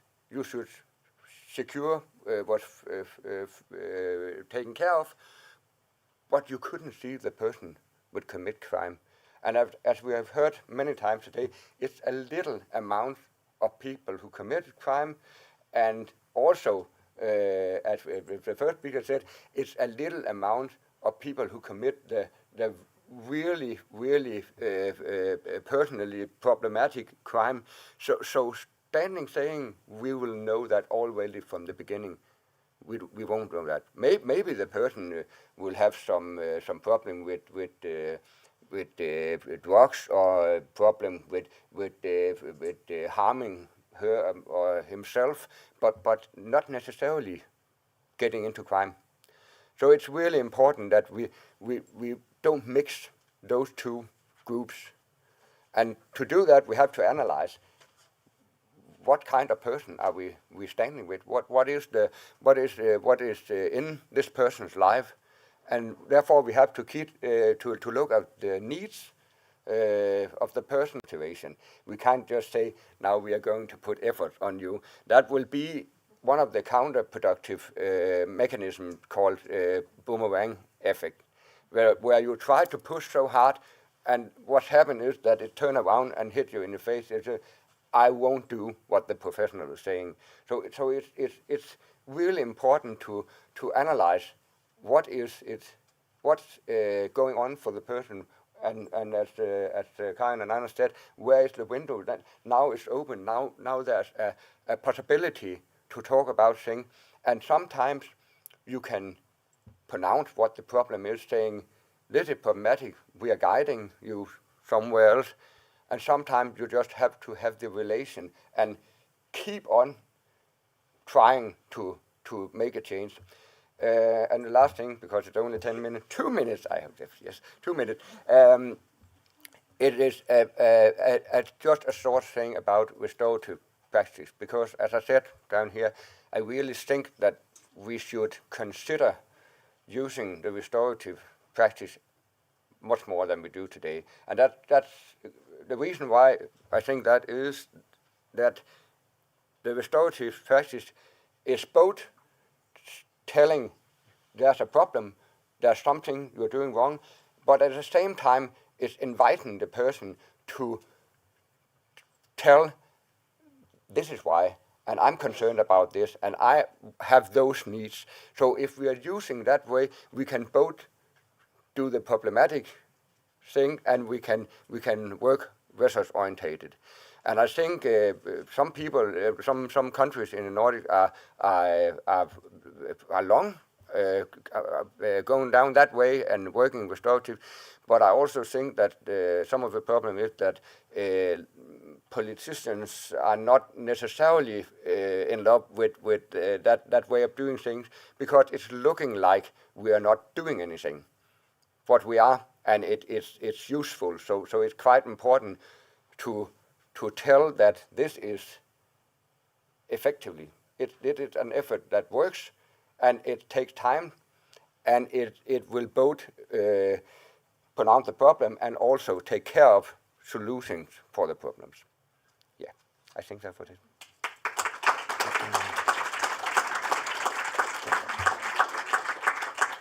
Thank you so much, Mads, and fantastically kept time. I would now like to, or we are now going into the topic of focusing on identity and elements of belonging, and I would like to invite Anneli Portman from the Institute of Health and Welfare. I'll just help you find your slides. Here they are. Olepa hyvä. Thank you. So, hello. It's really refreshing to be here. My usual work has to do with extremism and prevention of radicalization. So it's wonderful to be among normal crime. Kind of, you know. But having said that, one of the basics of the work we have been doing at the Finnish Institute of Health and Welfare is with the assumption that has been said here many, many times over, victims become perpetrators and vice versa. And it is impossible to separate different types of crime or violence because it's kind of like a meshed heap of things that people engage in. And usually if you prevent one, you might prevent something else. Now this, to some, might be violence. But in Finland, as you know, the moment sea freezes over, this is what you do, you dip in. I've used this picture many times when talking about extremism, and they always kind of seem to think in international settings that Finns might be particularly vulnerable to extremist behavior. Well, talking about identity, the first thing I want to talk about, my background is in social psychology, which you can probably tell from the things that I'm going to say. First of all, what motivates us? So what causes, what intrinsic, so like stemming from the individual, what is it that gets us going? First of all of us have a deep need of autonomy. Do you know 2-year-olds? I'm going to dress myself. And then half an hour later, you're still there with the sock or the whatever, you know. So we're born with this need for autonomy. And a sense of freedom. So the feeling of hating to be told what to do can be detected early on, and it doesn't change if you look at us. So autonomy and protection of autonomy motivates us. The second I'll do the other way round and talk first about also then about competence and influence. There's a strong need of agency. I need to know I am capable, I can do this. We all have experiences of people showcasing what they've done, and sometimes we're very, very polite and smile while we're thinking, oh, for goodness sake. But still, all of us recognize the fact that we need to know that we are competent in doing something. I'm capable, and tied to this, other people recognize my capacity. Other people recognize my competence, and I can influence things. I can push things. So there is a delight when you, for instance, have you ever done, you know that you can do with dominoes? You pile and pile and pile, and then the moment you go this boop, and the whole thing falls. There's something so satisfying in that I did this, I caused all of this to fall. And so there is kind of a delight in causing things to explode, or in making somebody really angry, because like I did it, So there is this inherent need of competence. And the third and most important, which will then lead me, is the sense of belonging, which will lead me to talking about social identity. So belonging, the need to be part of something where you're valued and where you're connected, is so strong that if nothing else is available, I will join any mafia, any other group. I lived in Italy, hence mafia. I was not part of it, have to say. It will push you to be connected with anything. We had a very, very, very sad case in Finland where a young boy was murdered by his friends. And you would think, like, why would you hang out with people who torture you? But if there's nobody else? Why do you stay in a marriage where you get battered day in and day out? Well, if there's nobody else. So the need to belong is so strong that it can motivate us to do all sorts of things we shouldn't do. Identity blocks, when you're a young person, these are the three main questions you are asking with all of your being, all of your behavior, whatever else you do. These are the questions that beg the answer. And where do you look for the answer? Well, if you talk about personal identity, we often think in the West, in our inherently individualistic, idiotic bias, that the answer is I, me, and myself. No man is an island, said John Donne. And whatever diminishes you diminishes me, because we're all one. And so, therefore, actually the answer to all these three questions is found in social relationships. So social identity tells you, when you belong to something, how that group is like in comparison to other groups. What then if you happen to be a member of a vulnerable local group? So you are already excluded. You're already not part of the gang. You're already, for some reason, not really as good as everybody else, or not as good as what the promise is. In Finnish education, we have this delightfully childish assumption that if only you study, you'll get a job, you'll get ahead in life. Well, it might be true for some people, but it's not true for everybody. And so you are betrayed. The promise doesn't apply to you because you belong to whatever group. And this breeds grievances. Now, if this was an extremist thingy conference, I would then go on talking about from grievances to social unrest to terrorism, etc. But I won't. So I'll spare you that. But grievances is a thing where we as professionals or authorities absolutely need to do something about. Because the sense of belonging to our society requires a whole of society approach so that we affirm that everybody can be part of us. Social identity is born of the conviction that there is my group and then there is the other group. This doesn't have to be polarized, this doesn't have to be warlike, but it will be if no other means of comparison is offered. Social identity is based on something that makes me proud. So I'm proud to be, I don't know, a Hanasaari person for today. And it makes me happy. We all need a group identity that makes us happy. So as professionals or as authorities, we need to make sure we convey this also to all kinds of other groups. Sometimes we forget that all work is relational and we compete with other professionals. And we say, well, you know, the police, they are like that. Or the social workers, they are like that. And we treat them as if they would be the out group. But as authorities and as professionals, we are all the in-group. It is our task to promote the well-being of citizens in general. We, coming from the social and healthcare sector, we are bound by 2 ethical principles: do no harm and duty of care. And those 2 principles inform what we do and what we should do at any given time. To be kind is something which is never wasted. You need to be kind, not just to your colleagues, but also to those really irritating, coming from another office kind of people, if you want to have something of lasting value happen. And like we heard before, one of the most surprising things is when people who don't expect to be treated with kindness actually are. We had this interview when we were doing this online training course for prevention of extremism, where a former guy said the one thing that really surprised him was because he was always labeled as the troublemaker by social services, by the police, by anyone. And then when somebody treated him with kindness and respect, he was like, what? And so kindness can unlock things that would never, ever, ever be unlocked by repression or any other means. So be kind.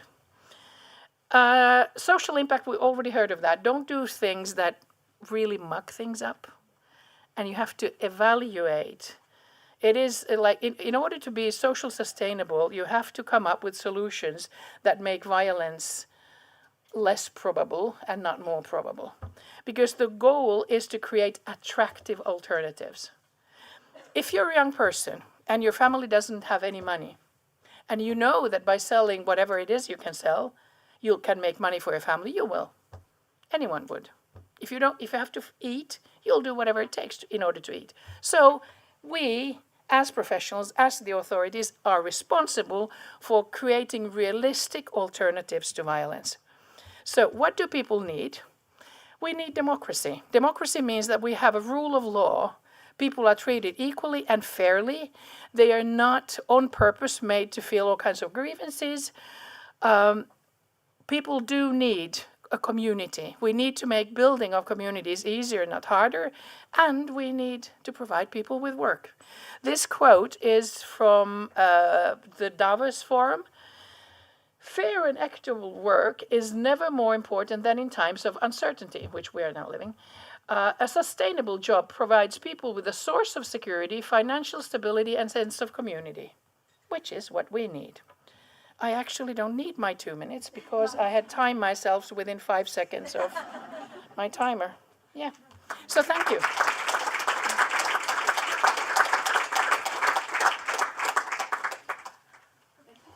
Thank you so much, Anneli. And we have our final individual speaker here now, and then there is time for questions and answers, and I'll be asking the 4 last speakers to also come here up and take some questions. And I'm very happy to present Kyle Ott, who I want to thank from the bottom of my heart for helping organizing this conference. Thank you so much.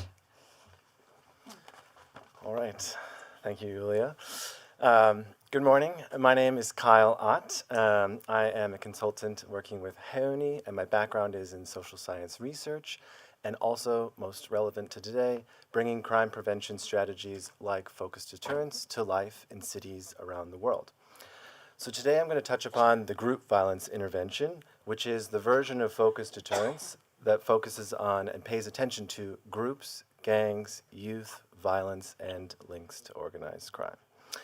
So why the group violence intervention? Why GVI? Well, it's because, as it's been said multiple times today already, I'm going to say it again, because serious violence is highly concentrated. And what I mean by serious violence, so my topic is focused explicitly on homicides, non-fatal shootings, and other serious aggravated assaults, such as stabbings. What we know from decades of action research, and it's been found in city after city, is that a very small percentage of individuals are connected to and driving the majority of serious violence. These people are often operating in groups, crews, cliques, gangs, robbery crews, you name it, and also possibly or explicitly linked to organized crime networks. Most of the time, we know who these people are. So that has been said today, and I'm going to repeat that. That is a huge advantage.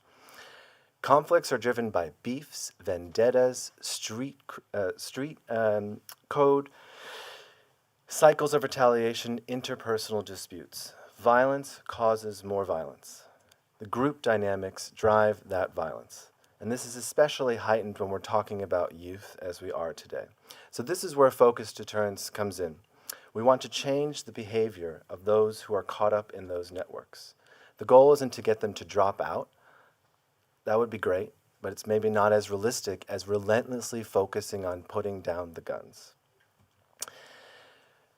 One research study looking at over 40 cities in the US and also some territories found that a very tiny percentage of people, so that's 0.5% of people in a given city or municipality, are connected to 40 to 75% of serious violence, and they're driven by groups. In Sweden, for shootings, that looks like around 60% are connected to groups. In Boston, the original pilot of focused deterrence focused on youth and group violence found that 1% of youth aged between 15 and 24 were connected to 2/3 of homicides in that city over the course of multiple years, and 70% of shootings, and they were operating in groups. I picked a random tiny city in upstate New York. It's where my sister lives. It's a very lovely place. But this also is found in very small localities, such as Newburgh, New York. Very tiny percentage of the population, half of the violence and its groups. So what does GVI look like? So to begin, a locality must do its research. You must find and do research like I presented on the slides, plus a lot more in-depth analysis. You must understand that violence and what groups are operating, if any, in your given jurisdiction. And this is important, identify a way to identify these individuals in real time. Who's driving the violence in real time? That's crucial. 2, you need to talk to these individuals. Build a direct line of communication that is respectful and includes clear anti-violence messaging that outlines the strategy of the GVI partnership. You tell them what you're going to do. You don't keep it a secret. 3, success in GVI should be measured by keeping people safe, alive, and free out of prison. 4, you must offer genuine, meaningful support that is unconditional. It's not carrot and stick. There are many versions of focused deterrence that do the carrot and stick version. That's not the version I'm talking about today. 5, enforcement as a last resort. This should be precise and if we're talking about group dynamics, it should put pressure on the group dynamics themselves, not just approaching the individual. So, 3 important things to remember that I've seen in my work that are really essential in the places that do this work the best. The first and foremost is really understanding you cannot arrest your way out of this problem, right? We heard from that earlier. I'm looking also at you, Sigurd, right now. 2, policing is done best when in partnership with the community. The local community needs to have a seat at the table and be part of this partnership. And 3, people who commit harm, especially youth, deserve to be treated as human beings worthy of dignity, love, respect, and redemption. The places that do this best, the partnership really understands and tries to embody that in all that they do. So what works when trying to reduce violence? So I want to note, as it's been said again, but I'm going to reiterate, it's really important to remember framing, when we're talking about this kind of work, that overall, the vast majority of youth and individuals are doing pretty well. Of course, there are challenges in life. And that systems that are in place are doing okay, right? But when we're talking about those who are most at risk and most at danger, this is where tweaks need to be made, not complete overhauls. Looking again at you, Sigrid. So, what makes GVI work is this hyper focus on the violence itself, right? So to implement GVI, you must build a partnership, a unified approach. You must deeply understand as a partnership and map out what does our violence look like? Who are we talking about? Then you build a strategy. In GVI, it's figure out how do we talk to these people and who's at most risk. And this is what has been done in Malmö and 5 other cities in Sweden. They formed an extremely strong coalition of the willing, which started as a very small working group back in 2018. Malmö and other cities are still implementing GVI, and the partnership between the police, probation, parole, the municipality, and the local community has found success. All right, so what does this mean in practice? So I've already said it, but I'm going to say it again. How can we adjust our systems and practices to direct resources, capacity to those very few individuals who are most at risk of being shot or becoming a shooter? To assemble a coalition of the willing, this effectively looks like the multi-agency partnership I referred to and put on the screen earlier. In Sweden, that's steered by a project manager or project managers who own and move the work forward.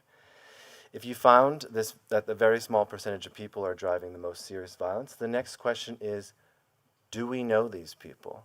What do we know about them? Who knows them? Who do they listen to? Who influences them? All of those questions are essential in how you approach someone and how you think about how to adapt your strategy to your context.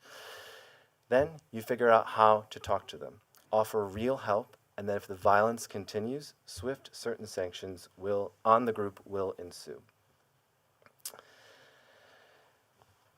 In terms of evidence and evaluations, there is a pretty large body of social science evidence, including meta-reviews. I have two on the slides right now, suggesting that focused deterrent strategies do reduce serious violence when implemented with fidelity. Sweden has a promising impact evaluation with another one on the way, and also really strong qualitative evidence. So there's been 4 process evaluations and lots of different research that's coming out. So I would definitely keep following this research. In the US, we're seeing growing qualitative evidence by interviewing community members and group members themselves that this approach is actually preferred by them because of its balance. Oh, missed one. So as I referred to earlier, GVI is a very American strategy, but the best adaptation of it outside of the US is in Sweden. It translates. There are incredible community police officers, probation parole officers, social workers, local community leaders who are delivering this message every week in Sweden. Relevant to our discussions here today, Malmö started, and other cities, about 2 years ago, doing direct communication with individuals under 18. There's, of course, a lot of additional complicated and really important sensitive administrative things to consider when talking to especially very young individuals in connection with their parent or legal guardian. So it took a lot of work to think through this, and I think this is an aspect where more could be done in this field. Of course, GVI, like any strategy, is not perfect, and it's important to note that GVI is a lot of work. It takes a big commitment and a lot of effort from multiple people, including local community members. So it can be difficult to sustain. It's not easy. You can't just say you're doing it and not follow through. GVI cannot address everything, so this is also something when we're talking about recruitment or other topics, right? This is where, there's less of an evidence base and more of a to be figured out, but I think there's definitely places for thinking about, as Karin alluded earlier, how can we think about this strategy and layer on, a challenge such as youth recruitment into youth gangs, or not youth gangs, into more serious organized crime. But it's important to remember that what makes GVI work is that the goal is not to end groups or end recruitment. The goal is to stop the shootings. So by reducing serious violence and also maybe getting a more calm period as a result, that is where there's possibly an open window to focus on recruitment or other important issues that need to be addressed in that kind of window of time. Of course, transnational organized crime groups, as is mentioned earlier, has totally changed the dynamics, especially in Sweden. There are ordinary local street crews operating in Sweden. I won't actually go into it too much because of the time, but we can talk about it later. So I want to be clear about a couple of things to avoid. And one is that it's really important to not tie support or services to desistance. That is like the number one finding I have seen in this work. As a partnership or agency, do not promise what you cannot keep or cannot follow through on, or it takes forever to follow through on, which in my page is effectively the same as not being able to follow through, especially when we're talking about younger individuals. When a high-profile incident happens, it's not time to reverse course, change course. It's to talk about, if you're doing GVI, we have a strategy, we have been doing this, we know what to do, the partnership is in place. And that's where I think a lot of future thinking kind of is and should be embedded in this work, and this is a big strength in Sweden, I would say. A couple of opportunities for the future, already alluded to it, more youth direct communications should be done in places like Sweden. In the US, this is much easier to do, but we're not going to talk about the US and why it's easier to talk to younger individuals because I'm out of time. Yeah, I think that learning about the different mechanisms behind these direct communications is an important field of research. So it's not quite known or understood, like the black box of this focused assurance. Why does this kind of communication and possible sanctions work? So that's a big research field that I am looking forward to see more research in the future. Yeah. Oh, one more point, sorry. And this is brought up actually by Karin in the discussion you had with Anders. Credible messengers, outreach workers, violence interrupters, mediators have a really important role in this work, and finding ways to professionalize this and include it in this work is absolutely essential when we're talking about youth in particular. So that's where I'd like to end my talk, and I think we go into Q&A soon. So thank you.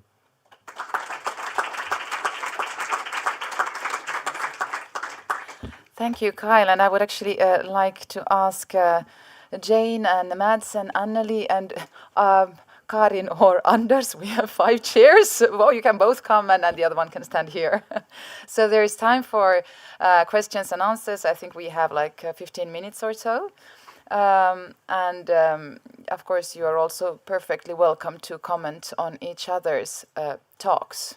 So do we have questions in the audience? Jenna, maybe you can help with the microphone wherever you are. Yes.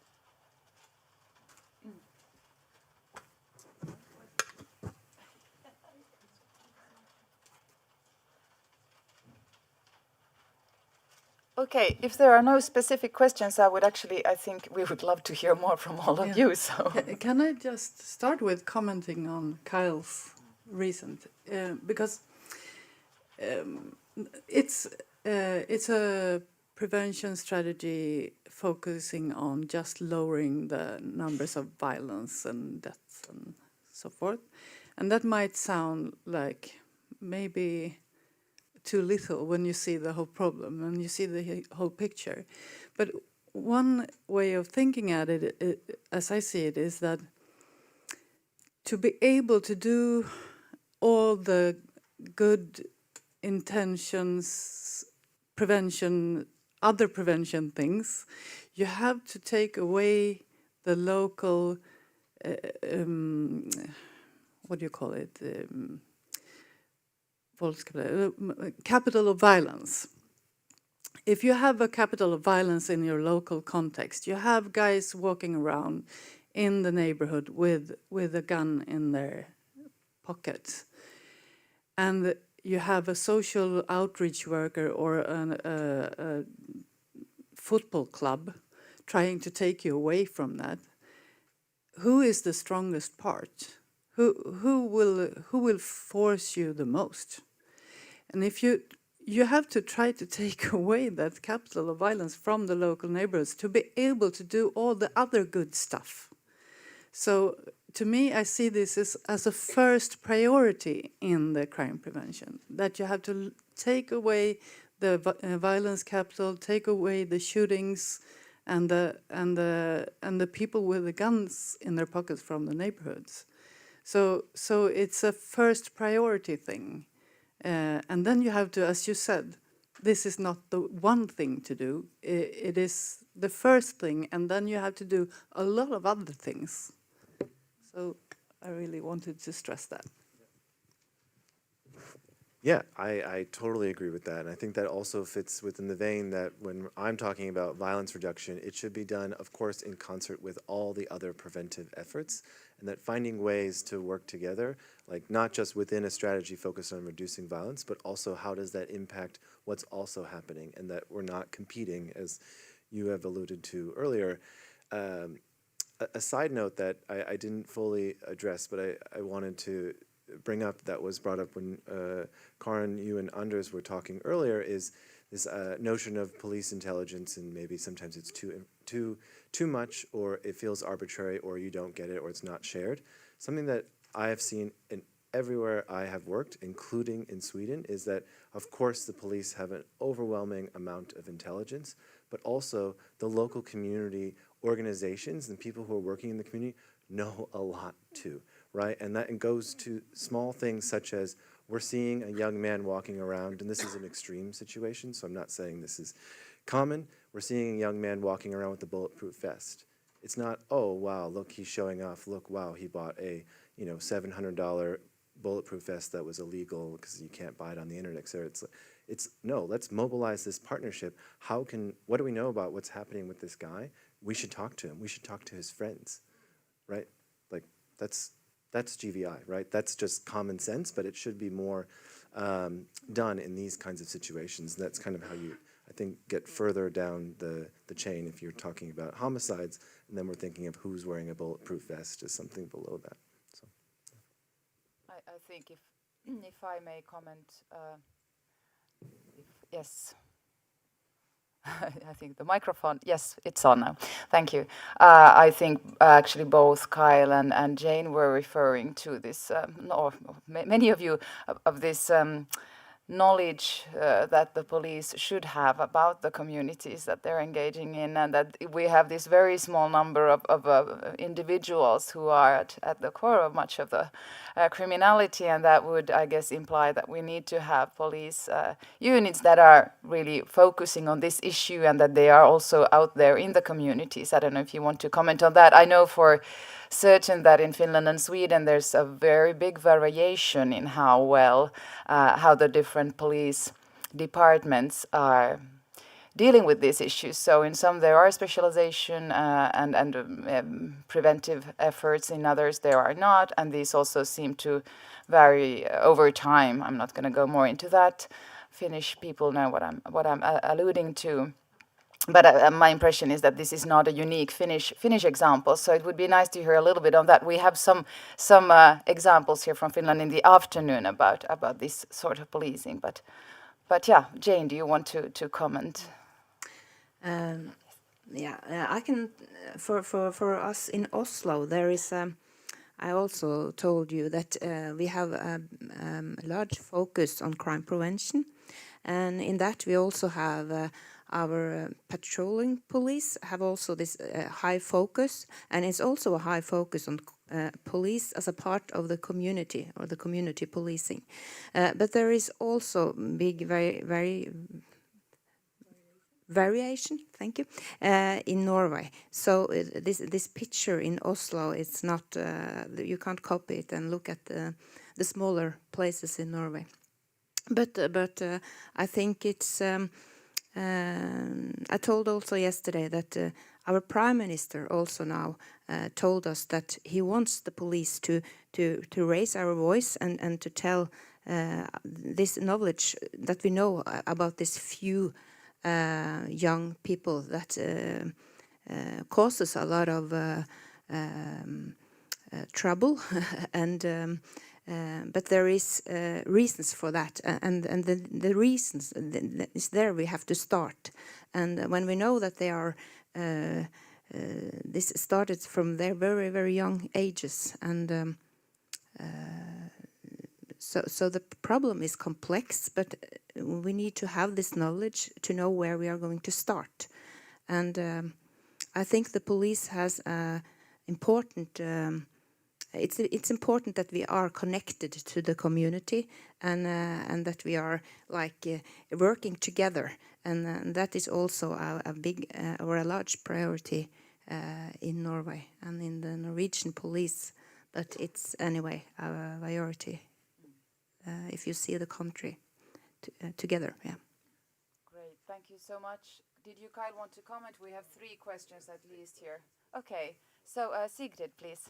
Right, thank you so much. I wanted to pick up on a kind of shared theme in your presentations relating to information and community and trust. And I think what I would like to ask you is, in Sweden there's been a big push for the government agencies to share information better as a kind of crime preventive measure. And the other face of that is that that same information also flows into this kind of repressive regime. And there's a kind of worry in talking to the government authorities, because will this be shared with the police? Will this be shared with the migration office? What is going to happen? So I wanted to know, what do you think are best practices for policy when working with information in a way that builds trust and builds community? What is important for policymakers and practitioners to know on this? Thank you. Excellent question, Mats. Yeah, I think Denmark is the country where we have the most, the largest possibility of sharing information, and therefore it also is very important with the prevention technique, saying which kind of information are we sharing.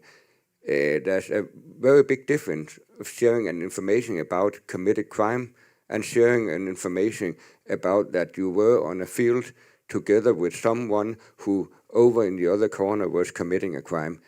And therefore you will be contacted by a policeman or a person from the municipality with specialized knowledge about crime.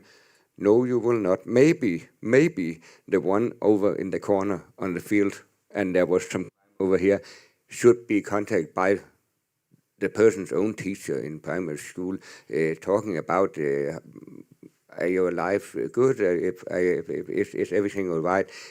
But it's really important to not to mix specialized efforts for people who are committing crime, and people who are just living a youth life, are trying things, as you said in the beginning. Some young children are trying things, and sometimes it's a bit over what the society would like them to do. But overall, we could sometimes be concerned that they are not doing anything. There's a very large group that are not doing anything wrong, and maybe sometimes they should be a little more out of the box, trying. See, I'm a human being. I'm on my way to grow up. So I could say we could also be concerned about the group that's not doing anything, but they are not in qualified ways of being criminal. Actually, this has been a discussion among developmental psychology researchers, that there is a concern about today's youth who are not behaving badly at all. But that's not the topic of today. I think Markus had a comment. Thank you very much, Mats. Thank you for the presentations. Very interesting. I have quite general question, I'm afraid. It's I was just thinking that we normally think that effective crime prevention needs air. It needs, we have to tackle the crime, we have to be aware of risks, needs, and responsiveness, right? And I guess that risk part has been covered quite well today. There's the risk varies from the youth that has no risk whatsoever to ones who have a risk of committing individual acts, and then we have youth who do repeated and severe crimes. And we do know quite well, it's a small group, and it's quite obvious, we know quite well who these people are. And of course, there's work to do with the risk assessment tools and stuff, of course. And then the needs, we do have quite robust theories on, because the needs that the interventions tackle, they have to be the ones that cause the criminal behavior among these young people. And we do have quite robust theories. Of course, we need more causal evidence on the actual causes of crime, of course. But still, that is also relatively safe, I would say. Not safe, but well. But then the third part, the responsiveness, I think that's the main problem to me in the Nordic crime prevention, is that the group that we are trying to target doesn't respond that well to our intervention, actually. Like many of us said today, that the young people who commit repeated and severe crimes, they have already been involved in different kinds of services that just fail to prevent the crime to happen. And also the cross-professional work forms that try to target these groups, they suffer from the ability to actually keep contact with these young people. And it seems not to be just Finland, the whole Nordic, or at least in Sweden and Denmark also. So I was thinking my general question would be that how could we improve our services to make this target group actually respond better? Do you have any ideas or key elements we would need to improve? And as we have very limited time left, we have to be swift when answering that. And then we have two further questions, and then we'll go for lunch. Yes. A quick answer is maybe not how to change the response, but to change what we are doing to make them respond better. And that is to be more adapted to individuals and not, as Anders said, to adapt the methods more to individuals. We need to fund better NGOs, long-term funding, not come-and-go funding. A small example from Malmo and other cities is a simple apology that's genuine. So in this work, when somebody is interacting with, say, the municipality, they might have had an adverse experience before, or like they felt, as Karin alluded to, that the support was actually more like punishment. Having someone from the municipality listen to that and respond and say, I'm sorry that that happened. It wasn't me, but this was, of course, I'm wearing my municipal badge right now. That can go a really long way for opening, I think, up those windows or being more responsive, because there's a lot of more different things that that person could do for you if you start with that. So. Just little things. Sometimes when I'm working with kids, young people in that position where they have been meeting a lot of professionals that are not doing what you said they should do, sometimes I'm on purpose or late for the meeting. And that's because when I get, I'm 2 minutes before I write to them, I'm really sorry, I'm late for the appointment. And when I come, I start going to the young one, shaking his hand, normally it's a he, saying, I'm really, really sorry that you wasted your time waiting on me. I'm lying. I was on time. I was sitting in my car waiting, but he, normally he never experienced it. A grown-up person saying, I'm sorry for wasting your time. And that, sometimes he's sitting on with his hood and he won't look at me. Starting like this, he will look at me, and then I continue saying, now we are in a level. I'm working, and you have some needs, but we are on level, and I can talk, and I can say, I could imagine that you really don't want to meet me, and we can clearly understand, but if you have just 10 minutes, we could start trying to talk, and let's see how it's working. And that's kind of showing respect. I have all the ideas about what he should do, but it doesn't matter if you don't want to listen. Great. Thank you so much. Then we have Arne and Elizabeth before we break for lunch. Elizabeth first, apparently. Okay. Yes. Well, I have one question, because the polarization between all the youngsters that do not do crime.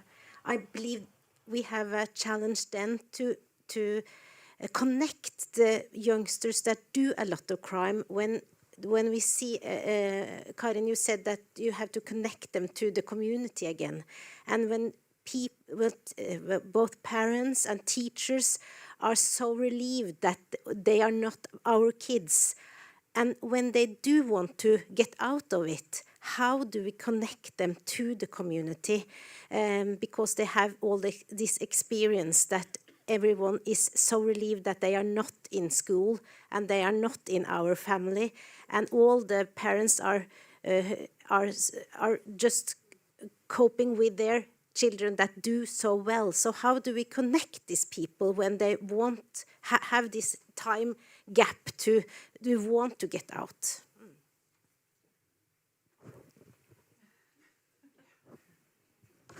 Oh, I'm afraid that an answer would be a cliche if I I started. Someone? Yeah, I think that it is a talk about the local, the community, and it's a long-term effort to say how do we make people commit to the local area, and that not depending on a little town somewhere. It could also be in Copenhagen, where you live in an area, and you feel something for the area.